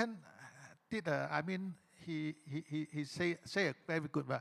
The government didn't do too much or something. I remember this morning, yeah. Just like the government, okay, you don't do too much because that will affect the commercial and condition like that. So I think at this moment, and we are lucky to have the Kai Tak Sport Park as a kick-off to further develop our sports.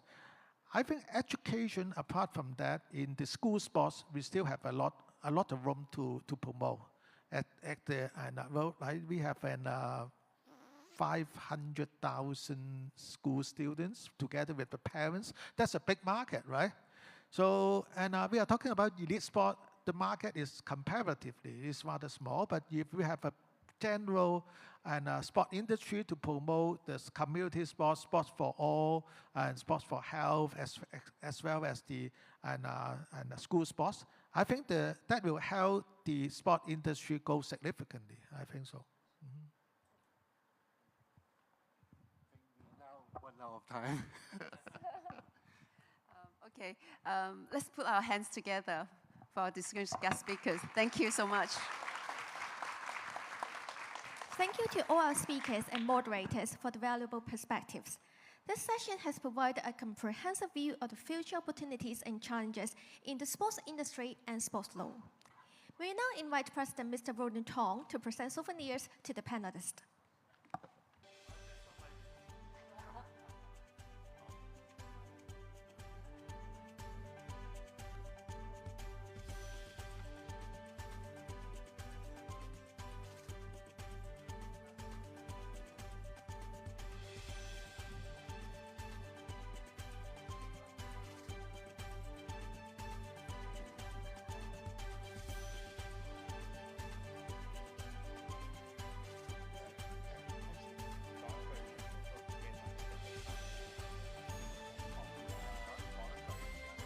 Now we will have time to have a group photo.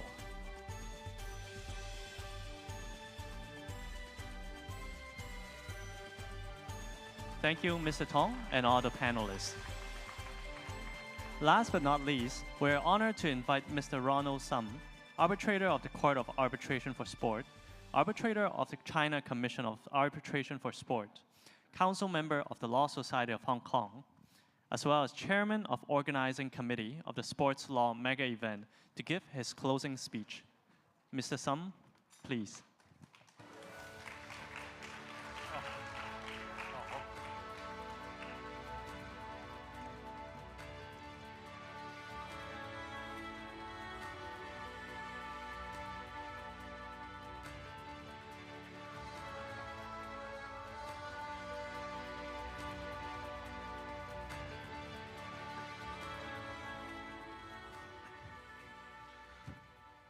Thank you very much.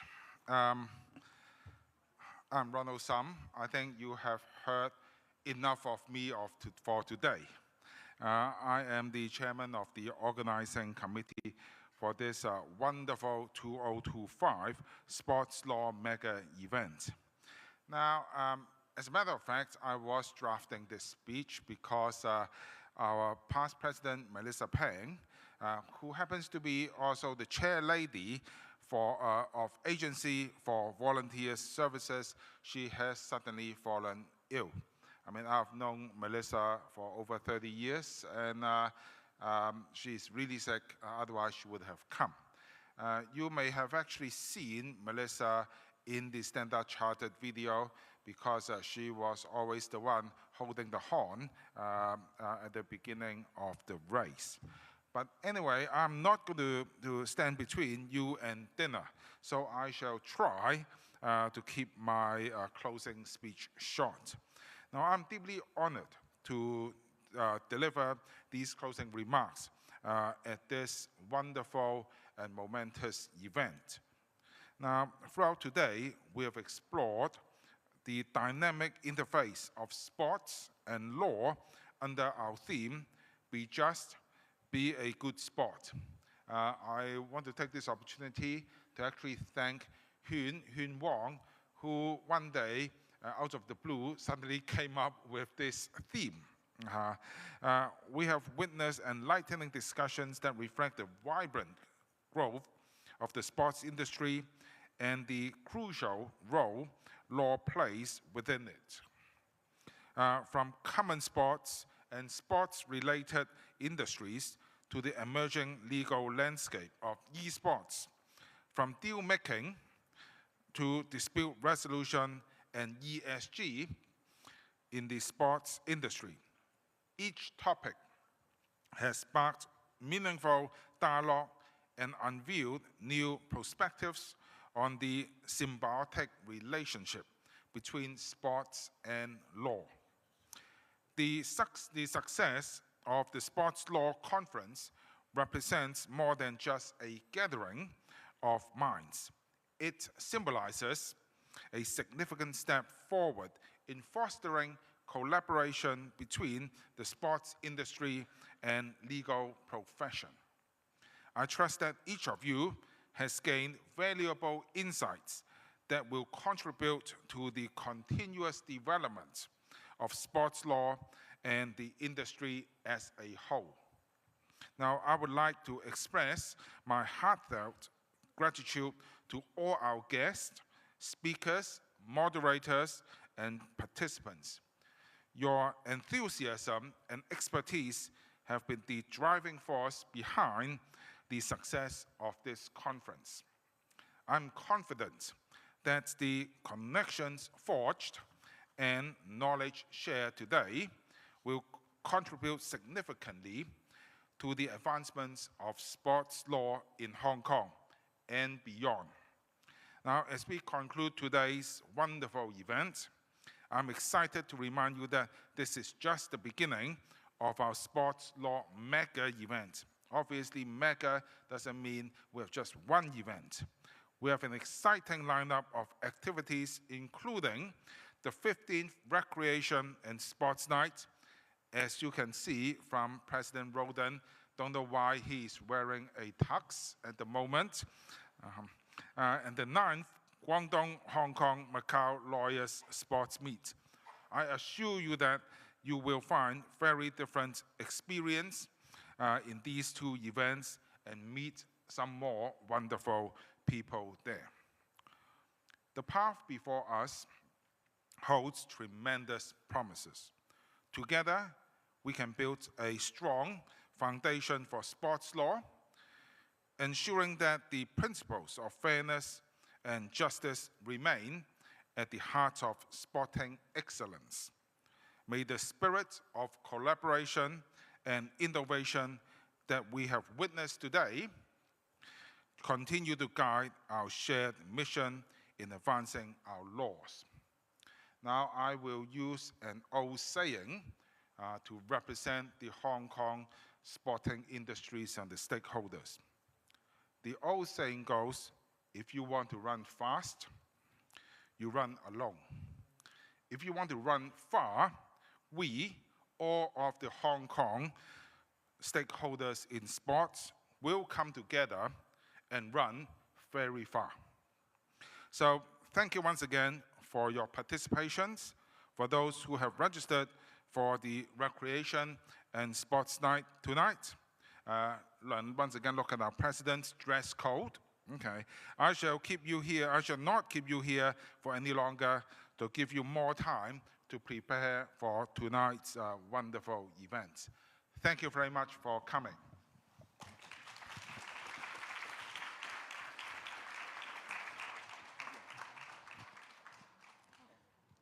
Thank you, Mrs. Hum.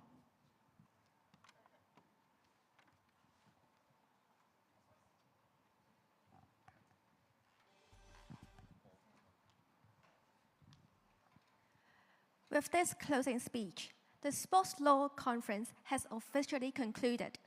On behalf of the Law Society of Hong Kong, we would like to express our sincere gratitude to all of you for joining us today, either in person or via Zoom. For those who have also registered for the 15th Recreation and Sports Night, the event will start at the Convention Hall of the Hong Kong Convention and Exhibition Center at 7 p.m. tonight. We have also arranged free shuttle bus service from Hopewell Hotel to the Convention Center. The shuttle bus service will depart at 5:45 p.m. on the 18th floor of this building.